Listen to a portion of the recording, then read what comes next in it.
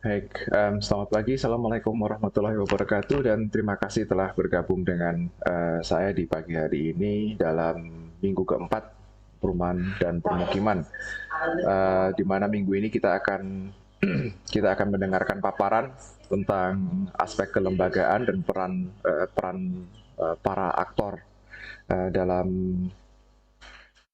perkembangan dan penyediaan perumahan dan permukiman di Indonesia. Lalu akan ada sajian studi kasus dari mancanegara juga. Saya saya ingin memastikan dulu apakah kelompok yang minggu ini akan presentasi telah siap, telah hadir semua. Siap, Pak. Sudah lengkap. Oh, oh, oke, okay, good, sudah lengkap. Kalau begitu, saya akan stop share dan saya akan menyerahkan layar kepada teman-teman. Waktu dan tempat saya persilakan.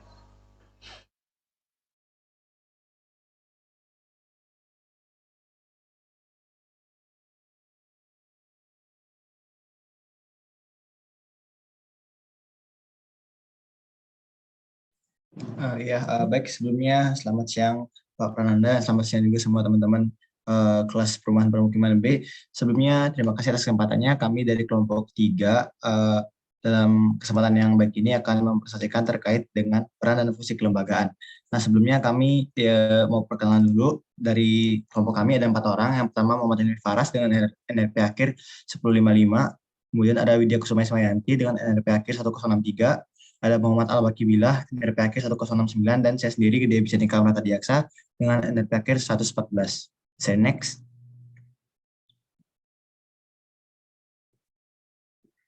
Ya, di dalam pembahasan kali ini kami mengambil 4 outline. Yang pertama adalah terkait perkembangan kelembagaan di bidang perumahan dan permukiman.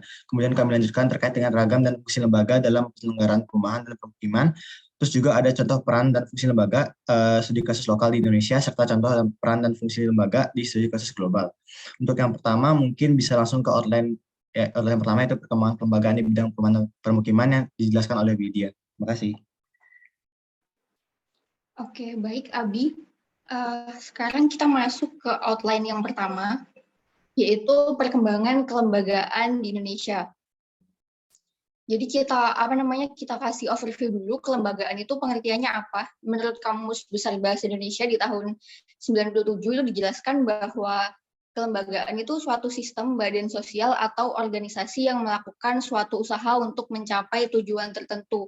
Sedangkan menurut John Lewis Gillin, itu lembaga sosial adalah konfigurasi fungsional dari pola budaya, seperti tindakan, gagasan, kebudayaan masyarakat, dan lain sebagainya. Dan lembaga ini tuh memiliki maksud untuk memenuhi kebutuhan sosial yang dirasakan oleh masyarakat. Mungkin kalau bisa kita rangkum jadi satu, kelembagaan perumahan dan permukiman itu memiliki arti sistem atau badan untuk mencapai tujuan bersama, di mana tujuan bersamanya ini yaitu kebutuhan masyarakat akan pengadaan perumahan dan permukiman, seperti itu. Nah, ini langsung saja kita masuk ke perkembangan kelembagaan perumahan dan pemukiman di Indonesia. Yang pertama itu di tahun 1945 dibentuk Departemen Pekerjaan Umum. Nah, Departemen Pekerjaan Umum ini tuh dibentuk fungsinya untuk menangani masalah perumahan, dan salah satu tugasnya itu melakukan pembangunan dan pemeliharaan gedung-gedung. Seperti yang teman-teman ketahui, di tahun segitu kan kita masih ada pengaruh kolonialisme Belanda, dan banyak sekali gedung-gedung yang terbangun pada masa kolonialisme tersebut. Maka Departemen Pekerjaan Umum ini juga terbentuk untuk pemeliharaan gedung-gedung tersebut. Tetapi pada saat itu kita juga tahu bahwa Indonesia ini tuh masih belum stabil dan kondisinya masih belum aman. Maka dampak pembangunan perumahan ini tuh masih belum bisa dirasakan oleh masyarakat. Kemudian kita lanjut ke tahun 1951. Nah, di 1951 hingga 1953 ini ada 3 lembaga yang terbentuk secara berurutan. Nah, ini tuh kenapa sih? Sebenarnya ini tuh ada latar belakangnya. Dilatar belakangi oleh tahun 1950 itu pemerintah mengadakan Kongres Perumahan Rakyat Sehat di Bandung. Nah, kongres ini tuh membahas beberapa permasalahan perumahan yang dirasakan oleh masyarakat. Contohnya tuh seperti pembangunan cepat, terus bahan untuk pembangunan perumahan masyarakat, bentuk perumahan rakyat hingga pembiayaan perumahan. Hingga akhirnya di tahun 51 itu didirikan Yayasan Kas Pembangunan atau YKP. Nah, ini tuh lembaga khusus yang terbentuk untuk menangani pembiayaan perumahan. Kemudian di tahun 52 terbentuk Jawatan Perumahan Rakyat. Nah, ini tuh lembaga pembangunan perumahan. Masih termasuk ke dalam Departemen Pekerjaan Umum yang dibentuk pada tahun 45 tadi. Dan di tahun 53 dibentuk LPMB atau Lembaga Penyelidikan Masalah Bangunan. Nah, lembaga ini tuh dibentuk khusus untuk menangani masalah perumahan. Khususnya itu kayak penelitian guna mencari solusi pengembangan perumahan murah bagi masyarakat. Lalu disusul pada tahun 72 itu terbentuk Real Estate Indonesia. Nah, kan kalau fokusnya di 1945 hingga 1953 ini tuh pemerintah fokus untuk membangun perumahan bagi MBR atau masyarakat berpenghasilan rendah.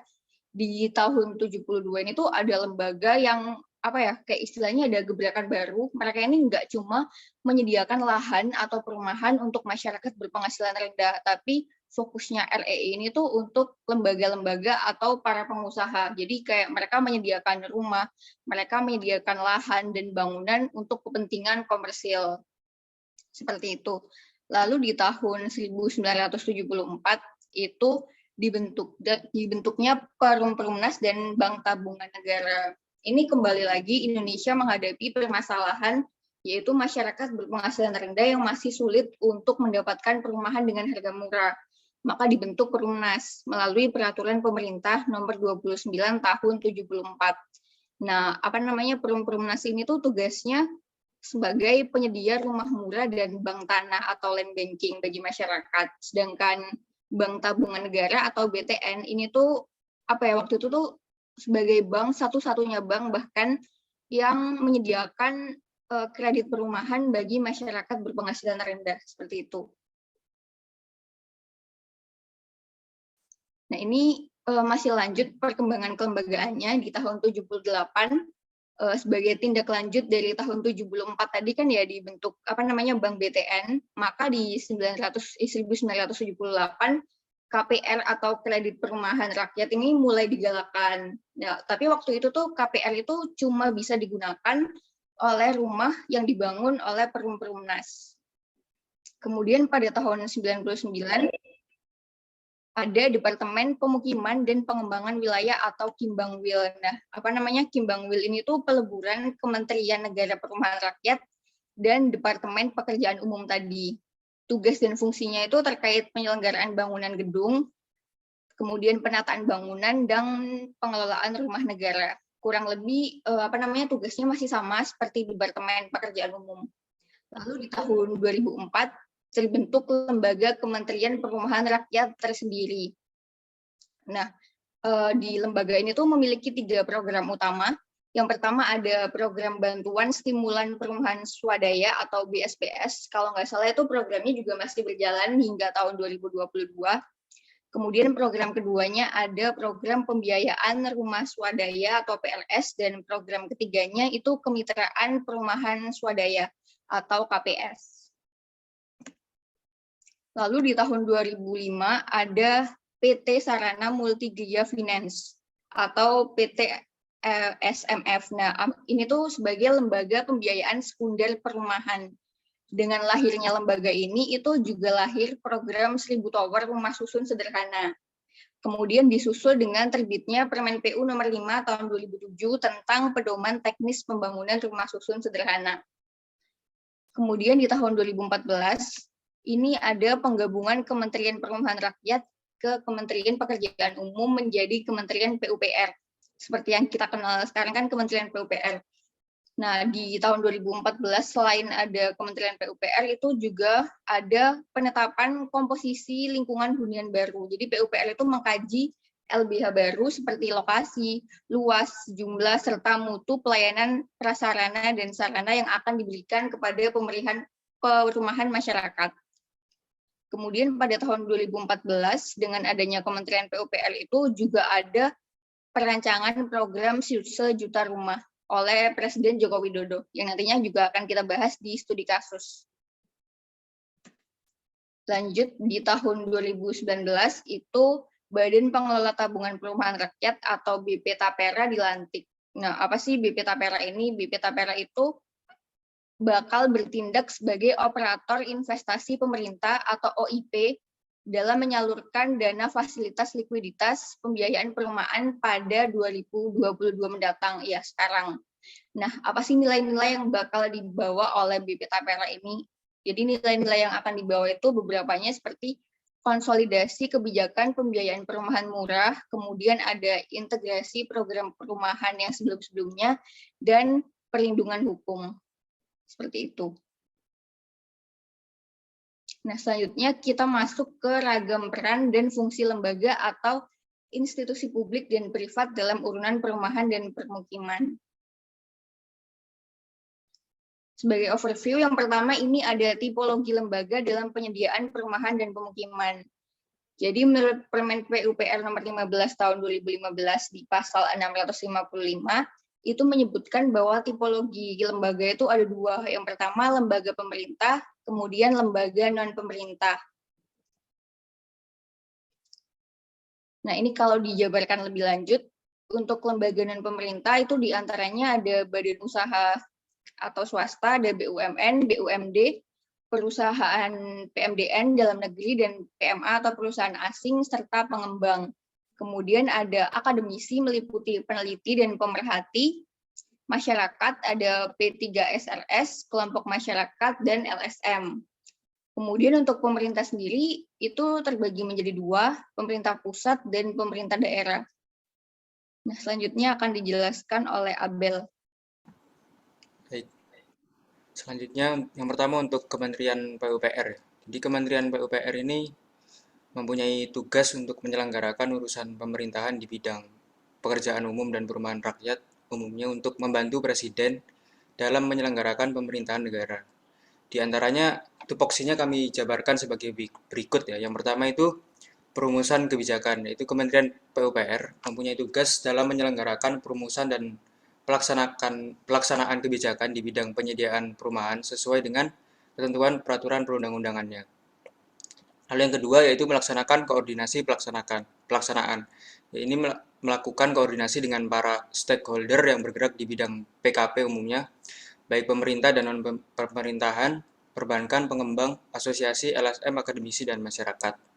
Lalu yang ketiga yaitu melaksanakan pengelolaan kekayaan, yang dimana ini juga merupakan misi daripada Kementerian PUPR, yaitu mewujudkan optimalisasi pengelolaan kekayaan negara di lingkungan Kementerian PUPR melalui yang pertama yaitu pengembangan regulasi dan sistem informasi yang handal, lalu pengelolaan BMN yang akuntabel, efektif, dan efisien, dan peningkatan perkuatan hak atas BMN. Lalu yang keempat yaitu pengawasan pelaksanaan, yang dimana pengawasan ini merupakan salah satu proses dalam penyelenggaraan pekerjaan konstruksi, tahap perencanaan, pelaksanaan, pengawasan pengerjaan, konstruksi, operasi, serta pemeliharaan, yaitu sistem yang tidak dapat dipisahkan. Lalu yaitu kelima yaitu pemberi dukungan, yaitu dukungan baik dalam pendanaan atau pembiayaan dan lain sebagainya. Lalu yang keenam yaitu pelaksanaan bimbingan teknis. Salah satu aspek penting dalam rangka merealisasikan birokrasi yang memiliki kriteria yang efektif, efisien, dan ekonomis, yaitu dengan menerapkan konsep manajemen berbasis kinerja yang mengacu pada proses baku atau adanya SOP ya pada seluruh proses penyelenggaraan administrasi pemerintahan, khususnya dalam hal ini yaitu Kementerian PUPR. Lalu yang ketujuh yaitu melaksanakan penyusunan kebijakan, yang dimana melaksanakan analisis dan pengkajian pelaksanaan kebijakan, penyusunan agenda prioritas, penyiapan bahan substantif, dan pendampingan substantif program dan kegiatan menteri, serta koordinasi pemantauan dan evaluasi pelaksanaan kebijakan menteri. Lalu yang ke-8 ada penelitian dan pengembangan, yang dimana melaksanakan penelitian dan pengembangan yang terutama di bidang PUPR. Lalu yang ke-9 ada pengembangan sumber daya manusia ya, terkait penyusunan kebijakan teknis, rencana, serta program pengembangan sumber daya manusia di bidang PUPR, dan pelaksanaan penilaian dan rekomendasi pengembangan kompetensi SDM bidang PUPR. Boleh di next.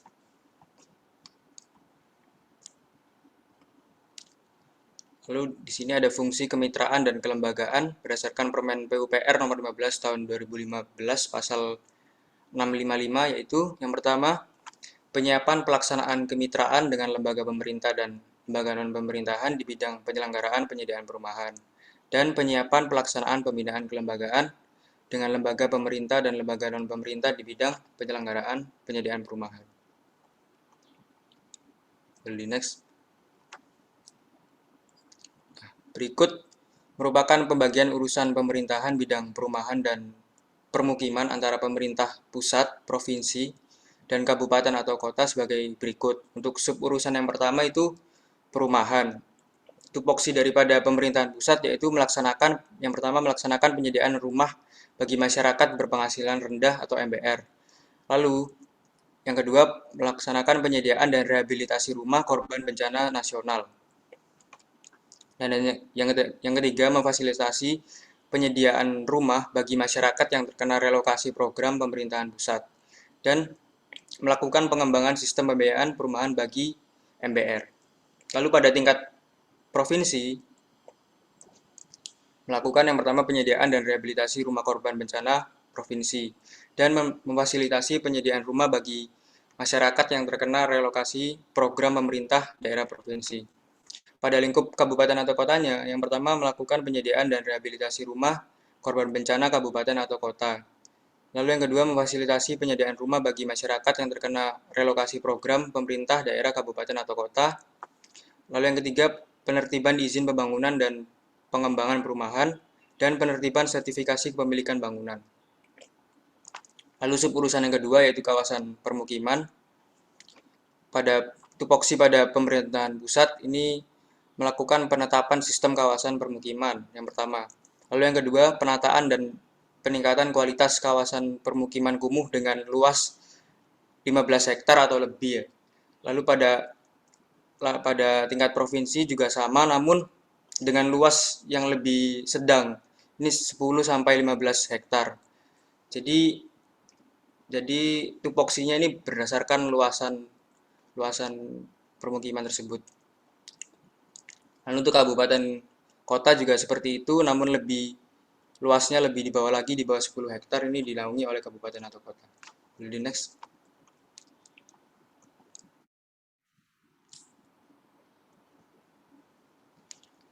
Lalu sub urusan yang ketiga yaitu perumahan dan kawasan permukiman kumuh. Nah, pada sub urusan ini, nah ini kalau kita lihat ya, kenapa pemerintah pusat dan provinsi tidak mengatasi urusan tersebut dikarenakan biasanya kan kawasan permukiman kumuh itu kan terjadi di bagian tertentu di daerah kabupaten atau kota saja. Jadi untuk menanganinya cukup oleh pemerintah kabupaten atau kota dalam hal ini yaitu melakukan pencegahan perumahan dan kawasan permukiman kumuh pada daerah kabupaten atau kotanya. Lalu yang keempat ini ada prasarana, sarana dan utilitas umum. Tupoksi daripada pemerintahan pusat ya ini melakukan penyelenggaraan PSU di lingkungan hunian dan kawasan permukiman. Pada tingkat provinsi yaitu menyelenggarakan PSU permukimannya saja. Dan pada kabupaten kotanya yang lebih kecil lagi yaitu melaksanakan pada PSU pada perumahannya saja. Lalu suburusan yang kelima ada sertifikasi, kualifikasi, klasifikasi, dan registrasi bidang perumahan dan kawasan permukiman. Pada pemerintahan pusat, ini melaksanakan sertifikasi, kualifikasi, klasifikasi, dan registrasi bagi orang atau badan hukum yang melaksanakan perencanaan dan perencanaan rumah serta PSU tingkat kemampuan besar. Jadi pada tingkat pusat, provinsi, dan kabupaten kota ini sama-sama menangani namun kapasitasnya besar, tengah, dan rendah. Boleh next. Lalu ini ada peran lembaga dalam penyediaan perumahan dan permukiman. Yang pertama ada dari pemerintah, ada pemerintah pusat dan pemerintah daerah sebagai regulator bagi penyedia perumahan dan dukungan pendanaan dan pembiayaan, lalu supplier untuk perumahan. Lalu yang kedua ada swasta, ini yang terdiri dari BUMN, BUMD, perbankan, developer, dan industri, yang dimana melaksanakan pengembangan kawasan, supplier perumahan, dan dukungan pembiayaan. Nah, pada dukungan pembiayaan ini biasanya developer dapat memberikan dana hibah untuk pembiayaan pembangunan ya. Jadi pinter-pinter pemerintah aja bagaimana dapat menggait investor untuk menyuntikkan dana dalam pembiayaan pembangunan terutama di bidang perumahan dan permukiman. Lalu yang ketiga, ini ada dari masyarakat. Ini masyarakat sebagai pengguna atau konsumen perumahan pada sisi demand perumahan. Lalu yang kedua, masyarakat dapat menjadi sumber inspirasi atau motivasi ya. Jadi di sini masyarakat dapat memberikan pandangan kepada swasta atau pemerintah seperti apa perumahan yang affordable sih untuk mereka berdasarkan kualitas, fungsional, estetika, dan harganya. Lalu yang keempat ada akademisi yang terdiri dari universitas dan penelitian yang dimana mengkaji, meriset, dan melakukan inovasi teknologi terutama pada bidang perumahan dan permukiman. Next. Nah, ini peran lembaga dalam penyediaan perumahan pada peran lembaga pemerintah dan pemerintah ini terbagi menjadi dua lagi, yaitu kemitraan dan kelembagaan. Untuk kemitraan, yaitu kerjasama yang saling menguntungkan antara kedua belah pihak untuk mencapai cita-cita bersama. Pada kelembagaan, yaitu aturan prosedur yang menentukan bagaimana peranan organisasi yang bertujuan untuk memperoleh status atau legitimasi tertentu. Next.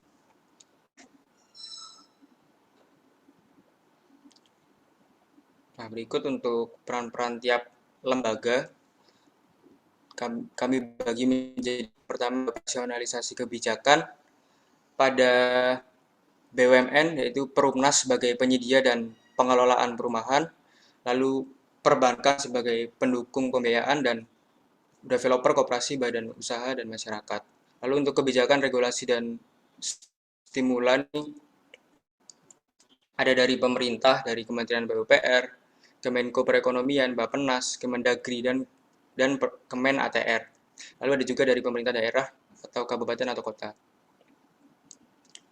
Lalu koordinasi partisipasi dan sinergi ini melaksanakan kelompok kerja atau PKP, diantaranya pemerintah, asosiasi penyedia perumahan, pakar, perguruan tinggi, dan masyarakat. Next.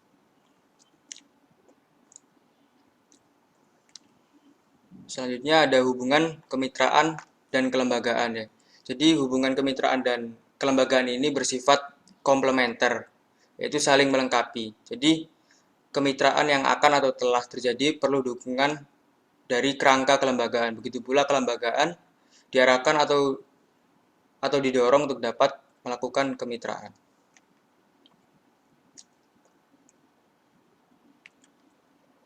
Next.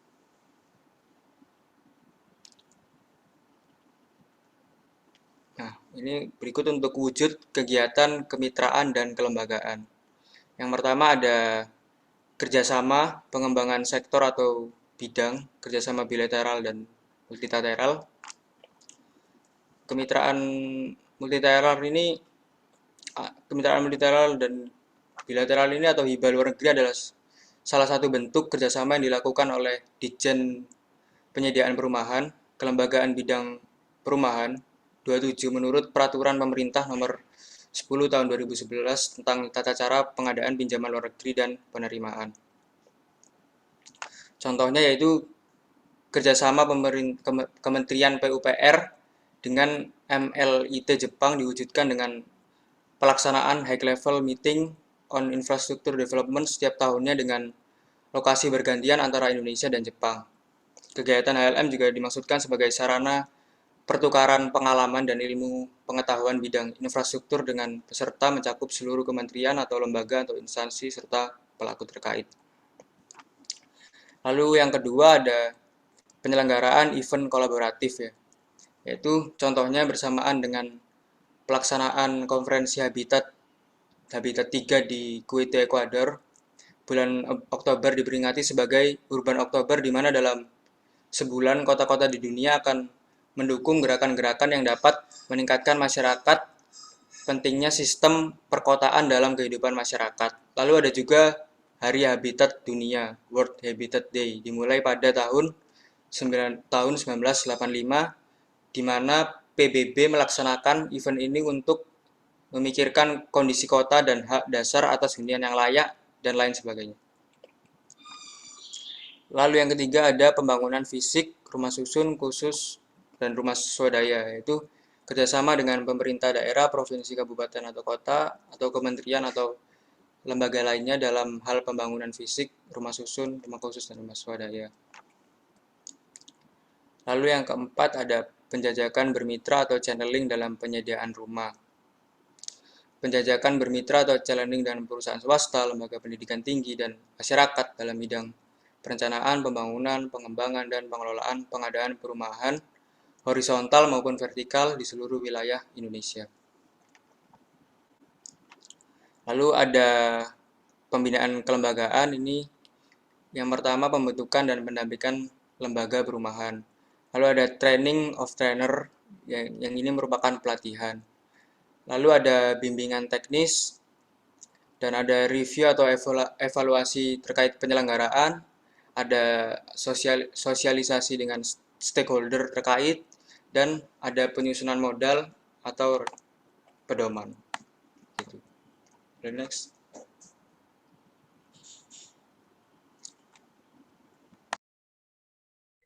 Ya, baik, sebelumnya terima kasih kesempatannya. Jadi saya di sini akan melanjutkan terkait dengan presentasi kami. Nah, tadi kan sudah dijelaskan ya sebelumnya terkait dengan bagaimana sih perkembangan lembaga-lembaga di bidang penyediaan perumahan dan juga bagaimana sih kira-kira perannya. Dan mungkin yang tadi mungkin secara teoritisnya.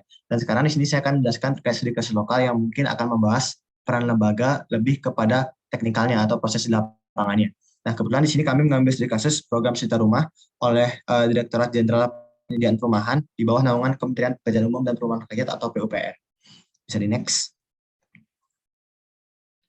Nah, di sini mungkin sebagai pengantar ya. Jadi kenapa sih kita di sini sepakat untuk mengangkat PSR ini sebagai studi kasus kami? Jadi pada dasarnya PSR itu di dalam PSR ini terdapat berbagai program yang sekiranya itu berkaitan dengan dan menyatu di dalam PSR itu sendiri, yang khususnya dalam bidang perumahan, di mana dalam PSR ini ataupun program Cita Rumah itu terdapat beberapa lembaga perumahan yang terlibat dalam PSR, baik itu lembaga pemerintah ataupun non pemerintah. Nah, sebagai contohnya bisa dilihat di dalam PPT kami itu bahwa terdapat beberapa program seperti penyediaan rusunawa, kemudian juga ada rumah khusus dan swadaya, ada juga KPR, FLPP dan juga bantuan umum muka, serta perizinan serta harga rumah MBR sebagai program yang terlibat dalam PSR itu sendiri. Terus kalau kita lihat dari sisi kelembagaan di bagian bawah itu juga banyak ada lembaga-lembaga baik itu pemerintah maupun non pemerintah. Bisa dilihat ada BUMN ataupun BUMS, pemerintah pusat atau daerah, masyarakat serta akademisi. Sebenarnya ini enggak semuanya tercantum di sini terkait dengan program sama lembaganya, tapi kurang lebihnya ini menggambarkan bahwa PSR itu memang terdiri dari berbagai program penyediaan perumahan serta lembaga yang terlibat di dalamnya. Bisa dilanjut. Nah, sebelum kita masuk ke program PSR-nya, mungkin saya akan jelaskan terkait dengan apa itu Direktorat Jenderal Penyediaan Perumahan atau Ditjen PNP sebagai lembaga yang menyediakan perumahan di Indonesia. Jadi secara sederhananya itu Ditjen PNP ini dipahami sebagai unsur pelaksana pada Kementerian PUPR dengan tugas menyelenggarakan perumusan dan pelaksanaan kebijakan di bidang penyediaan perumahan. Nah, di mana pada dasarnya Ditjen PNP ini lebih berfokus kepada penyediaan perumahan sebagaimana yang dibutuhkan oleh masyarakat. Terus selaras dengan hal tersebut juga, Ditjen PNP dalam hal ini memiliki visi, yakni setiap orang atau keluarga ataupun rumah tangga Indonesia itu menempati rumah yang layak huni. Nah, dengan harapan nih ke depannya bahwa Ditjen PNP ini mampu menyediakan rumah bagi seluruh masyarakat Indonesia yang membutuhkan. Bisa di next. Oke, sebelumnya mau saya izin konfirmasi ini untuk suara saya apakah jelas atau putus-putus ya? Mungkin. Jelas di saya. Iya, baik. Mungkin saya akan lanjutkan terkait presentasinya. Jadi, apa sih itu PSR atau program Cita Rumah? Nah, mungkin secara sederhana juga, pada dasarnya PSR itu merupakan sebuah kebijakan pemerintah yang memiliki urgensi perwujudan percepatan penyediaan hunian yang layak bagi masyarakat yang membutuhkan tentunya, yang juga dihadirkan dalam rangka mengatasi tantangan sektor perumahan. Nah, di dalam mewujudkan PSR ini, dari pemerintah sendiri, khususnya di Ditjen PNP itu memberikan 3 strategi yang sekiranya itu dapat mendukung untuk penyediaan program PSR ini. Bisa dilihat di bagian bawah itu ada 3 yang berwarna merah, hijau, dan biru, yaitu pembangunan rumah oleh pemerintah dan pemerintah daerah, dan juga ada pembangunan rumah oleh pengembang dengan bantuan subsidi dari pemerintah, serta pengembangan rumah oleh pengembang dengan memanfaatkan kemudahan regulasi. Terus yang pertama mungkin saya akan coba bahas satu-satu ya secara umum terkait dengan yang pertama adalah terkait dengan strategi pembangunan rumah oleh pemerintah dan pemerintah daerah. Jadi pada dasarnya di strategi ini terdapat 4 program yang meliputi rusunawa, rumah khusus, rumah swadaya, dan bantuan stimulan PSU. Untuk rusunawa sendiri secara singkatnya itu merupakan rumah susun yang sederhana yang berupa sewa yang dibangun dalam satu lingkungan tempat hunian yang dalam itu ada WC, dapur, dan yang juga menyatu dengan cara membayar sewa tiap bulannya kepada pengelola. Kemudian yang kedua ada rumah khusus, yang mana rumah khusus ini merupakan program dari Kementerian PUPR melalui Ditjen PNP itu sendiri yang dibangun untuk memenuhi kebutuhan khusus seperti pemukiman kembali korban bencana atau pengungsi, guru ataupun tenaga medis dan petugas di daerah perbatasan dan pulau terpencil. Termasuk juga pemukiman kembali masyarakat terdampak program pemerintah. Terus yang ketiga program ketiga di dalam strategi ini adalah rumah swadaya, di mana rumah swadaya ini merupakan rumah yang dibangun atas prakarsa dan upaya masyarakat sendiri, termasuk dalam PSR adalah bantuan pembangunan rumah swadaya atau BSPS yang sempat disinggung di awal tadi. Dan untuk program terakhir dalam strategi ini adalah bantuan stimulan PSU yang merupakan stimulan bagi pelaku pembangunan rumah untuk membangun rumah MBR di sini dalam rangka untuk mencapai target program 1 juta rumah dalam kaitannya dengan bantuan penyediaan prasarana, sarana ataupun utilitas. Kurang lebih itu ya untuk yang strategi pertama. Kemudian untuk masuk ke strategi kedua terkait dengan pembangunan rumah oleh pengembang dengan bantuan subsidi dari pemerintah. Di program ini, di strategi ini kurang lebih ada 3 program, meliputi KPR FLPP, selisih bunga, dan juga bantuan uang muka. Nah, untuk KPR FLPP sendiri pada dasarnya merupakan kredit pemilikan rumah fasilitas likuiditas pembiayaan perumahan. Nah, dalam hal ini berupa dukungan fasilitas likuiditas pembiayaan perumahan kepada MBR yang pengelolaannya itu dilaksanakan oleh Kementerian PUPR. Jadi singkatnya KPR FLPP ini berupa kredit yang mungkin ada kelebihannya baik dari segi masa tenor yang cukup panjang, terus juga angsurannya juga cukup rendah dan keringanan dalam iurannya. Terus untuk program yang kedua adalah terkait dengan sisi bunga atau biasa disebut dengan KPR SSB, di mana sisi bunganya merupakan kredit kepemilikan rumah yang diterbitkan oleh bank pelaksana secara konvensional yang mendapatkan pengurangan suku bunga melalui suku bunga kredit perumahan. Untuk program yang terakhir dalam strategi ini adalah bantuan uang muka, di mana bantuan uang muka sendiri merupakan subsidi pemerintah yang diberikan kepada masyarakat berpenghasilan rendah atau MBR ya, dalam rangka pemenuhan sebagian ataupun seluruh uang muka perolehan rumah. Jadi bantuan uang muka ini diberikan oleh pemerintah kepada masyarakat yang ingin memiliki atau membangun rumah. Terus untuk yang strategi terakhir, yaitu soal pembangunan rumah oleh pengembang dengan memanfaatkan kemudahan regulasi.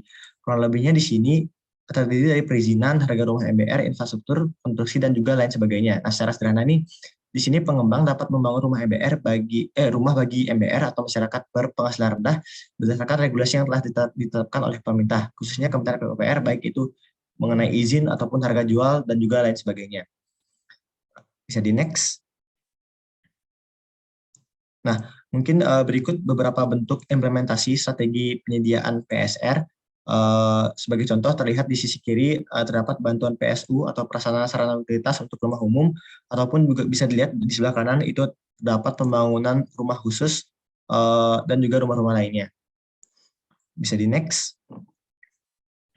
Nah, mungkin setelah kita memahami bagaimana itu PSR, kita juga harus tahu apa sih yang sudah dicapai oleh PSR ini selama kurang lebih 1 periode kemarin dari 2015 sampai 2019, di mana selama periode tersebut itu telah terbangun total sebanyak 4.792.318 unit seperti yang terlihat di PPT kami. Dengan rinciannya itu di tahun 2018 terdapat rumah baru yang dibangun sebanyak 2.756.000 dan juga peningkatan kualitas rumah tidak layak huni berupa renovasi itu sebanyak 785.000 unit.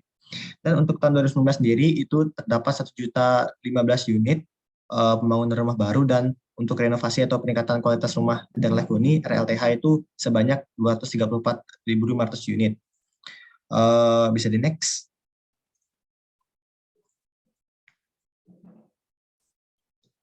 Oke, sekarang kita masuk kepada tantangan dan kendala dari program Sejuta Rumah ini.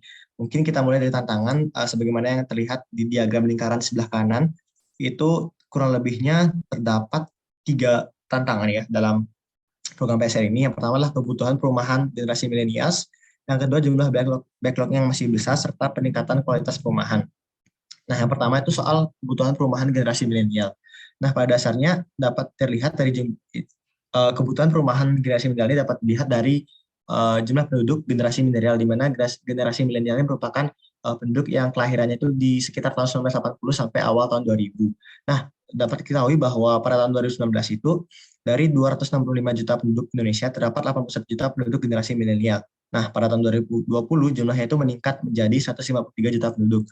Dan yang mana hal tersebut ini mencerminkan bahwa terdapat peningkatan cukup pesat jumlah penduduk generasi milenial. Nah, karena hal itu juga pertumbuhan populasi generasi milenial ini kemudian mendorong peningkatnya kebutuhan akan perumahan yang layak huni, berkualitas dan terjangkau di masa mendatang, sehingga menjadi tantangan tersendiri bagi Ditjen PNP beserta lembaga-lembaga terkait lainnya dalam penyediaan perumahan. Terus masuk kepada tantangan yang kedua, itu jumlah backlog yang masih besar. Nah, pada dasarnya backlog sendiri kan dapat dipahami sebagai jumlah yang dalam hal ini tuh jumlah perumahan yang belum terpenuhi atau belum layak huni. Nah, dalam hal ini juga di tahun 2015 itu jumlah backlog-nya mencapai 11,4 juta untuk yang rumah pembangunan rumah, sedangkan untuk yang backlog RTLH atau rumah yang tidak layak huni itu mencapai 3,4 juta. Sedangkan pada tahun 2019 untuk backlognya sendiri itu masih cukup besar dengan defisit sebanyak 7,63 juta backlog rumah dan 2,38 juta backlog RTLH untuk rumah yang tidak layak huni. Nah, dari data tersebut kita ketahui bahwa sekiranya ini backlog masih menjadi tantangan yang cukup besar, mengingat jumlahnya juga masih cukup besar. Terus terakhir, masalah peningkatan kualitas perumahan dan permukiman, hal ini berkaitan dengan jumlah backlog RTLH atau rumah tidak layak huni yang sekiranya itu masih sangat besar nilai defisitnya seperti yang saya jelaskan tadi. Dan oleh karenanya, hal ini tuh menjadi tantangan dalam penyediaan perumahan oleh Ditjen PNP serta lembaga-lembaga terkait lainnya. Terus masuk kepada kendala, seperti yang terlihat di sebelah kiri layar, ada 4 kurang lebihnya untuk kendala PSR itu sendiri. Yang pertama adalah terbatasnya lahan yang terjangkau atau murah, kemudian mahalnya bahan bangunan untuk perumahan MBR atau perumahan untuk masyarakat berpenghasilan rendah, terus juga terbatasnya kemampuan pendanaan pemerintah serta penerapan regulasi yang belum efektif. Bisa di next.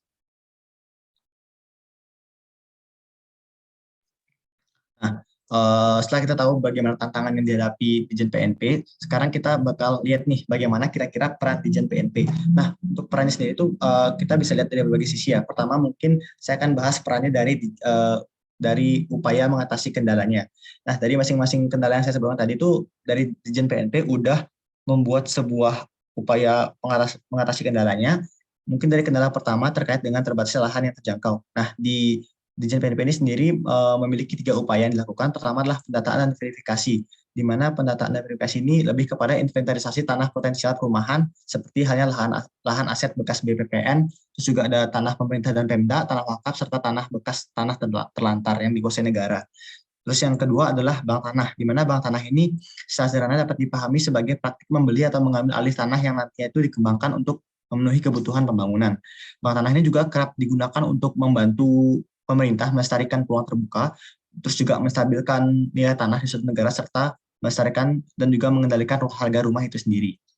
Terus untuk kendala yang nomor 1, yaitu yang tadi itu upaya ketiga yang dilakukan oleh Ditjen PNP itu adalah penyediaan lahan untuk perumahan terjangkau di lokasi strategis atau TOD, di mana hal ini dilakukan dengan implementasi awal dengan sinergi BUMN dengan pemerintah, dan nanti outputnya itu bisa berupa rusunawa terintegrasi di terminal ataupun stasiun atau TOD. Terus untuk masuk ke kendala kedua, soal terbatasnya kemampuan pendanaan pemerintah. Nah, soal kendala tersebut dari Ditjen PNP dengan lembaga-lembaga terkait dalam penyediaan perumahan, pada dasarnya menyediakan dua upaya. Yang pertama adalah riset dan litbang mengenai penggunaan teknologi baru. Contoh itu tentang precast, RISA, dan juga Ruspin. Yang kedua adalah adanya pengembangan teknologi material yang sekiranya itu efisien, berkualitas, dan juga murah dari segi harga. Masuk kepada kendala ketiga, yakni soal terbatasnya kemampuan pendanaan pemerintah. Nah, dalam hal ini, Ditjen PNP dalam melaksanakan perannya itu menyertakan 3 upaya. Yang pertama adalah mendorong skema pembiayaan kreatif, di mana skema pembiayaan kreatif ini dapat dilakukan dengan cara kredit mikro, juga dapat dilaksanakan dengan BP2BT dan juga Tapera, yang merupakan alternatif dari keringanan kayak program-program sebelumnya, itu FLPP, SBUM, dan juga SSB, serta kemitraan dan partisipasi masyarakat, CSR ataupun CSV. Yang kedua adalah Ditjen PNP ini mencoba untuk mendorong kerjasama dan kemitraan KPBU, yang mana KPBU ini merupakan kerjasama pemerintah dengan badan usaha, di mana hal ini berkaitan dengan salah satu infrastruktur sosial yang dapat dikerjasamakan melalui skema KPBU, yaitu infrastruktur perumahan rakyat. Ini menurut Perpres nomor 38 tahun 2015. Dan yang terakhir untuk kendala ketiga adalah Ditjen PNP ini juga berinovasi dalam program pembangunan perumahan berbasis komunitas atau P2BK dengan menggiatkan potensi besar penyediaan perumahan secara keswadayaan masyarakat. Untuk kendala terakhir yaitu soal penerapan regulasi yang sekiranya belum efektif, dari Ditjen PNP sendiri berperan beserta lembaga terkait itu untuk menyusun kemudahan perizinan bagi MBR atau masyarakat berpenghasilan rendah dengan fokusan itu terkait dengan kepastian waktu penyediaan serta biaya yang dibutuhkan. Contohnya itu mungkin terkait dengan regulasi seperti PP nomor 64 tahun 2016 tentang pembangunan perumahan MBR dan instruksi Presiden nomor 3 tahun 2016 tentang penyederhanaan perizinan pembangunan perumahan. Bisa next. Nah, selain dari upaya dalam mengatasi kendala, Ditjen PNP juga berperan dalam rencana pengembangan PSR, di mana dalam rencana pengembangan PSR ini Ditjen PNP memiliki 3 rencana pengembangan utama. Seperti yang terlihat, yang pertama adalah melanjutkan program Cita Rumah PSR ini sendiri, yang kemarin sudah dilaksanakan selama 5 tahun dari tahun 2015 sampai tahun 2019. Kemudian yang kedua adalah Ditjen PNP juga melakukan rencana penguatan program Sejuta Rumah, yang nanti program-programnya akan dijelaskan lebih lanjut di slide berikutnya secara lebih rinci. Dan yang terakhir adalah inovasi kebijakan penyediaan perumahan yang juga inovasinya akan dijelaskan di slide berikutnya. Bisa di next.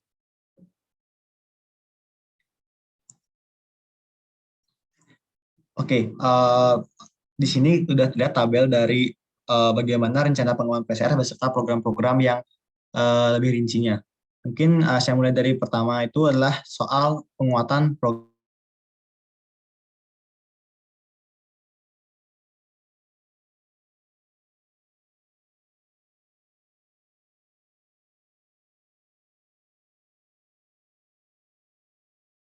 Cita Rumah. Di sini direncanakan pembentukan bank tanah, kemudian juga mendorong skema pembiayaan kreatif BP2BT dan Tapera yang saya jelaskan sebelumnya. Terus kemudian juga ada perluasan fasilitasi pembiayaan, loan to value dan penghapusan PPN. Kemudian ada terus mengupayakan kemudahan perizinan atau regulasi dalam penyediaan perumahan.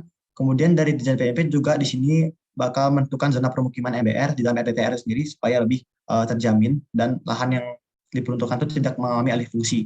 Terus juga terdapat finalisasi revisi keputusan Menteri Kim Praswil terkait dengan infrastruktur wilayah dan permukiman. Dan terakhir adalah review kebijakan penetapan harga rumah bersubsidi. Kurang lebih itu untuk penguatan program Cita Rumah. Kemudian untuk inovasi yang dilakukan di Ditjen PNP sendiri kurang lebih juga ada 4. Yang pertama adalah pembangunan inklusif perumahan untuk dapat menggerakkan potensi besar kemampuan masyarakat MBR dalam hal pembiayaan perumahan secara swadaya. Terus juga adanya program pembangunan perumahan berbasis komunitas atau P2BK. Kemudian menjangkau non-fixed income atau non-bankable community, serta perluasan baik itu soal KPR Mikro, BSPS, PB, dan juga bantuan PSU atau prasarana sarana utilitas perumahan. Bisa di next. Nah, ini berikut juga peran dari Ditjen PNP mungkin lebih sebagai contohnya ya, di mana di sini Ditjen PNP di bawah Kementerian PUPR terlibat dalam pelaksanaan P2BK di Kabupaten Kendal, di mana Ditjen PNP juga menggait beberapa lembaga lain yang berkaitan tupoksinya dengan penyediaan perumahan. Nah, dengan demikian di sini kita dapat lihat bahwa terjadi kolaborasi kelembagaan dalam pelaksanaan P2BK di Kabupaten Kendal. Bisa dilihat ya dalam slide kami dalam pelaksanaannya P2BK ini, Ditjen PNP sendiri memiliki peran dalam memfasilitasi MBR untuk memperoleh BSPS, KPR Mikro, dan juga bantuan stimulan PSU perumahan. Terus juga selain adanya PUPR juga terdapat pemerintah daerah yang dalam hal ini berperan dalam memverifikasi komunitas, memfasilitasi MBR mencari lahan, terus juga menyesuaikan dengan rencana tata ruang serta membangun kerjasama dengan pemilik tanah. Selain ada pemerintah daerah juga ada akademisi di sini, di mana akademisi berperan sebagai pendamping pelaksanaan konstruksi serta pengabdian kepada masyarakat. Dan terakhir juga terdapat lembaga pembiayaan yang bersinergi dengan paguyuban komunitas. Bisa di next. Nah, masih dengan peran Ditjen PNP, di sini juga terdapat skema pembiayaan P2BK di Kabupaten Kendal, di mana Ditjen PNP sini berkolaborasi dengan lembaga terkait dalam hal penyusunan skema dan pengorganisasian pembiayaan P2BK di Kabupaten Kendal. Nah, dari sini kita juga tahu bahwa telah tersusun skema dan pengorganisasian yang jelas dan teratur, sehingga hal ini tuh dapat memberikan output yang maksimal dalam penyediaan perumahan serta memberikan transparansi kepada masyarakat. Saya next. Nah, terakhir masuk kepada kesimpulan bagaimana sih peran Ditjen PNP dari yang sudah dijelaskan sebelumnya. Jadi pada dasarnya dari apa yang sudah dijelaskan baik itu soal Ditjen PNP sendiri ataupun program PSR serta peranan Ditjen PNP dalam program PSR maupun penyediaan rumah, maka di sini dapat ditarik kesimpulan terkait peran Ditjen PNP sebagai lembaga yang menaungi penyediaan perumahan di Indonesia. Nah, yang pertama adalah Ditjen PNP dalam hal ini itu merumuskan dan melaksanakan kebijakan penyediaan perumahan melalui program PSR untuk masyarakat yang sekiranya memang membutuhkan rumah. Yang kedua adalah Ditjen PNP sendiri juga berupaya dalam mengatasi segala kendala dalam program PSR, tentunya untuk menghasilkan penyediaan rumah yang lebih baik ke depannya. Dan terakhir adalah Ditjen PNP juga berinovasi dalam menyusun kebijakan penyediaan perumahan yang sekiranya itu efektif dan juga dapat mempermudah penyediaan perumahan. Mungkin kurang lebih begitu terkait dengan studi kasus lokal, dan selanjutnya akan dijelaskan studi kasus global yang mengambil studi kasus di wilayah Singapura dan dijelaskan oleh Hilmi. Kurang lebihnya mohon maaf, terima kasih. Oke, halo semua, selamat pagi. Terima kasih Abi dan teman-teman yang tadi udah presentasi. Tadi materinya udah banyak banget ya. Ya mungkin sekarang kita santai aja, kita jalan-jalan dulu ke Singapura. Kita coba lihat walaupun Singapura itu berbeda jauh dari kita, dari segi sosial budaya, demografi, dan luas wilayah, tapi pasti ada yang bisa dipelajari dari sana. Oke, mungkin bisa di next. Di Singapura sendiri, itu public housing atau perumahan umumnya itu disubsidi, dibuat, dan dikelola sendiri oleh pemerintah, beda sama Indonesia, yang melibatkan ada pihak swastanya. Gitu. Nah, 80% penduduk Singapura itu tinggal di public housing. Ini merupakan salah satu yang tertinggi di dunia angka partisipasi masyarakat untuk tinggal di perumahan umum. Nah, otoritas yang bertanggung jawab dan berperan membuat hal itu terjadi itu dipegang sama Housing and Development Board atau HDB. Mungkin bisa di next. Nah, HDB itu apa sih? HDB itu otoritas atau lembaga penyedia dan pengelola perumahan umum di Singapura yang dibentuk tahun 1960 di bawahnya Kementerian Pembangunan Nasional untuk mengatasi krisis perumahan nasional. Sekarang, dia udah ngebuat lebih dari 1 juta flat di 23 kota dan 3 estate di Singapura. Oke, next lagi, Bit. Oke, kita langsung masuk ke perannya ya. Jadi berbeda seperti yang tadi dibilang sama Indonesia, di Singapura itu otoritasnya memegang semua kendali dari perumahan. Jadi dari planning, developing, managing, clearing slum sampai providing loans itu semuanya dipegang. Jadi dia bertugas untuk pertama merencanakan pemukiman baru, lalu juga yang membangun pemukiman baru itu, lalu yang melakukan perbaikan, pembaharuan dan pengelolaannya juga dia sendiri, dan bahkan yang harus mengelola dan menata slums atau pemukiman kumuh itu si HDB ini juga gitu yang bertugas untuk relokasi, penggusuran dan lain sebagainya. Dan yang terakhir yang menyediakan untuk loans ya, untuk pinjaman bagi masyarakat untuk membeli rumah juga dari HDB itu sendiri. Mungkin kalau di Indonesia kita ada KPRA atau KPR. Oke, mungkin bisa di next.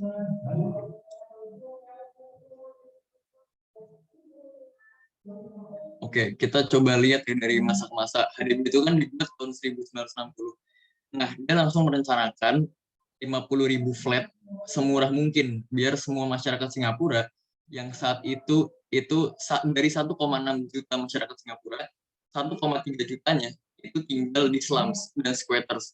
Angka yang sangat fantastis. Nah, untuk itu, akhirnya HDB merencanakan 50.000 flat yang harus semurah mungkin agar masyarakat Singapura itu bisa dapat semua, bisa beli semua, bisa tinggal semua per flat itu. Dan di tahun 1965 sudah terbangun 54.000 lebih flat.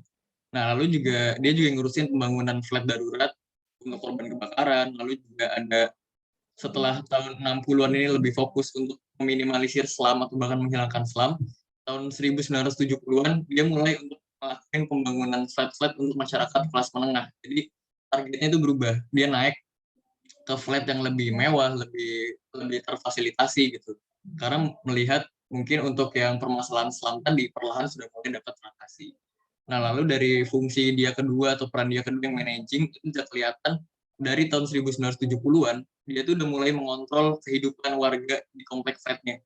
Nah, jadi Singapura seperti yang kita tahu kan multirasial banget. Ada orang Cina, ada orang India, ada orang Melayu, ada bule-bule gitu.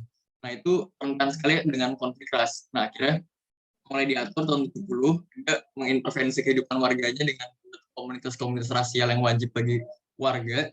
Lalu juga tahun 1984, untuk lebih mengenforce-nya lagi, akhirnya dilakukan pembatasan proporsi tiap ras. Jadi nggak boleh ada ras yang dominan di salah satu komplek rusun gitu, untuk mencegah konflik ras.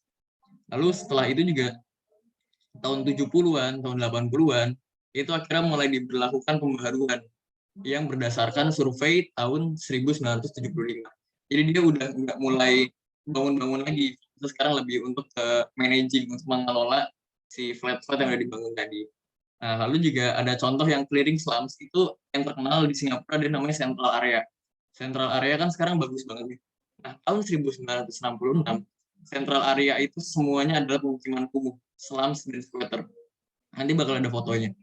Nah, akhirnya si pemerintah ini ingin si HDB ini untuk menggusur itu, merelokasinya, dan akhirnya membangun ulang Central Area jadi pusat aktivitas di Singapura. Jadi nggak hanya pemukiman, ini juga berperan untuk mengalokasikan lahan yang tadi pemukiman menjadi peruntukan lainnya.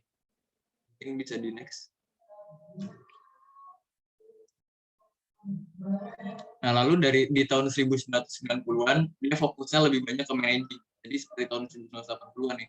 Dia mulai ada main upgrading program untuk meningkatkan kualitas dan kelengkapan komplek flat. Lalu tahun 1995 ada sedikit pendekatan yang radikal, namanya Selective and Block Redevelopment Scheme atau SERS. Jadi flat-flat yang udah dia bangun di dekade-dekade sebelumnya, itu dia rapain lagi dengan tanah dan penduduknya direlokasi ke tempat lain. Karena ketika itu pemerintah Singapura punya visi baru gitu. Wilayah ini harusnya dibuat apa? Oh, ini udah nggak jadi pemukiman. Makanya ya udah kita gusur aja, lalu kita pindahin orangnya. Nah, nanti kita bangun baru untuk yang wilayah yang udah rata dengan tanah ini. Nah, kenapa bisa gampang banget gusur-menggusur, nanti bakal dijelaskan di slide-slide selanjutnya. Nah, di tahun 2000-an, ADB ini mulai lebih politis lagi, karena mungkin karena perkembangan zaman dan penduduk Singapura lebih bebas dan lain sebagainya. Dia mulai ada riskan dari political stability di Singapura, yang akhirnya HDB ini ikut campur dengan membentuk beberapa kebijakan atau policy yang dia sedikit membatasi untuk masalah berkomunitas di komplek flat dan lain sebagainya. Nah, kenapa juga perlu adanya campur tangan politis juga nanti bakal dijelasin di slide berikutnya. Nah, lalu balik lagi, selain managing masih ada planning dan developing-nya dari si HDB ini. Tahun 90-an, kan ingin tahun 60 dia bangun untuk slums dan squatter. Tahun 80 dia mulai target middle income. Dan tahun 90 dia naik lagi, si HDB ini mulai berfokus untuk membangun estate mewah, komplek-komplek flat mewah, dan kondominium untuk orang-orang kaya Singapura yang setara dengan perumahan swasta pada saat itu, yang fungsinya adalah untuk menggait orang-orang kaya Singapura agar udah ikut program pemerintah aja, jadi nggak ikut ke penyedia-penyedia yang swasta-swasta. Nah, dia berkolaborasi sama arsitektur swasta dan harganya jauh lebih mahal untuk flat-flat yang untuk middle income dan lower income.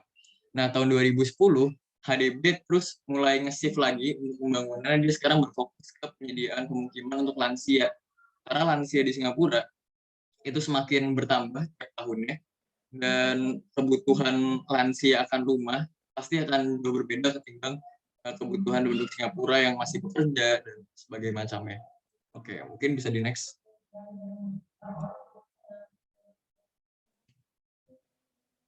Nah, ini terus ada program pinjaman. Jadi HDB itu nggak tanpa kendala. Dia sempat dan seringkali mengalami kendala ketika orang Singapura ini nggak mampu untuk beli rumah. Karena kan Singapura biaya hidupnya mahal banget ya. Akhirnya dia kerjasama sama Central Provident Fund atau CPF.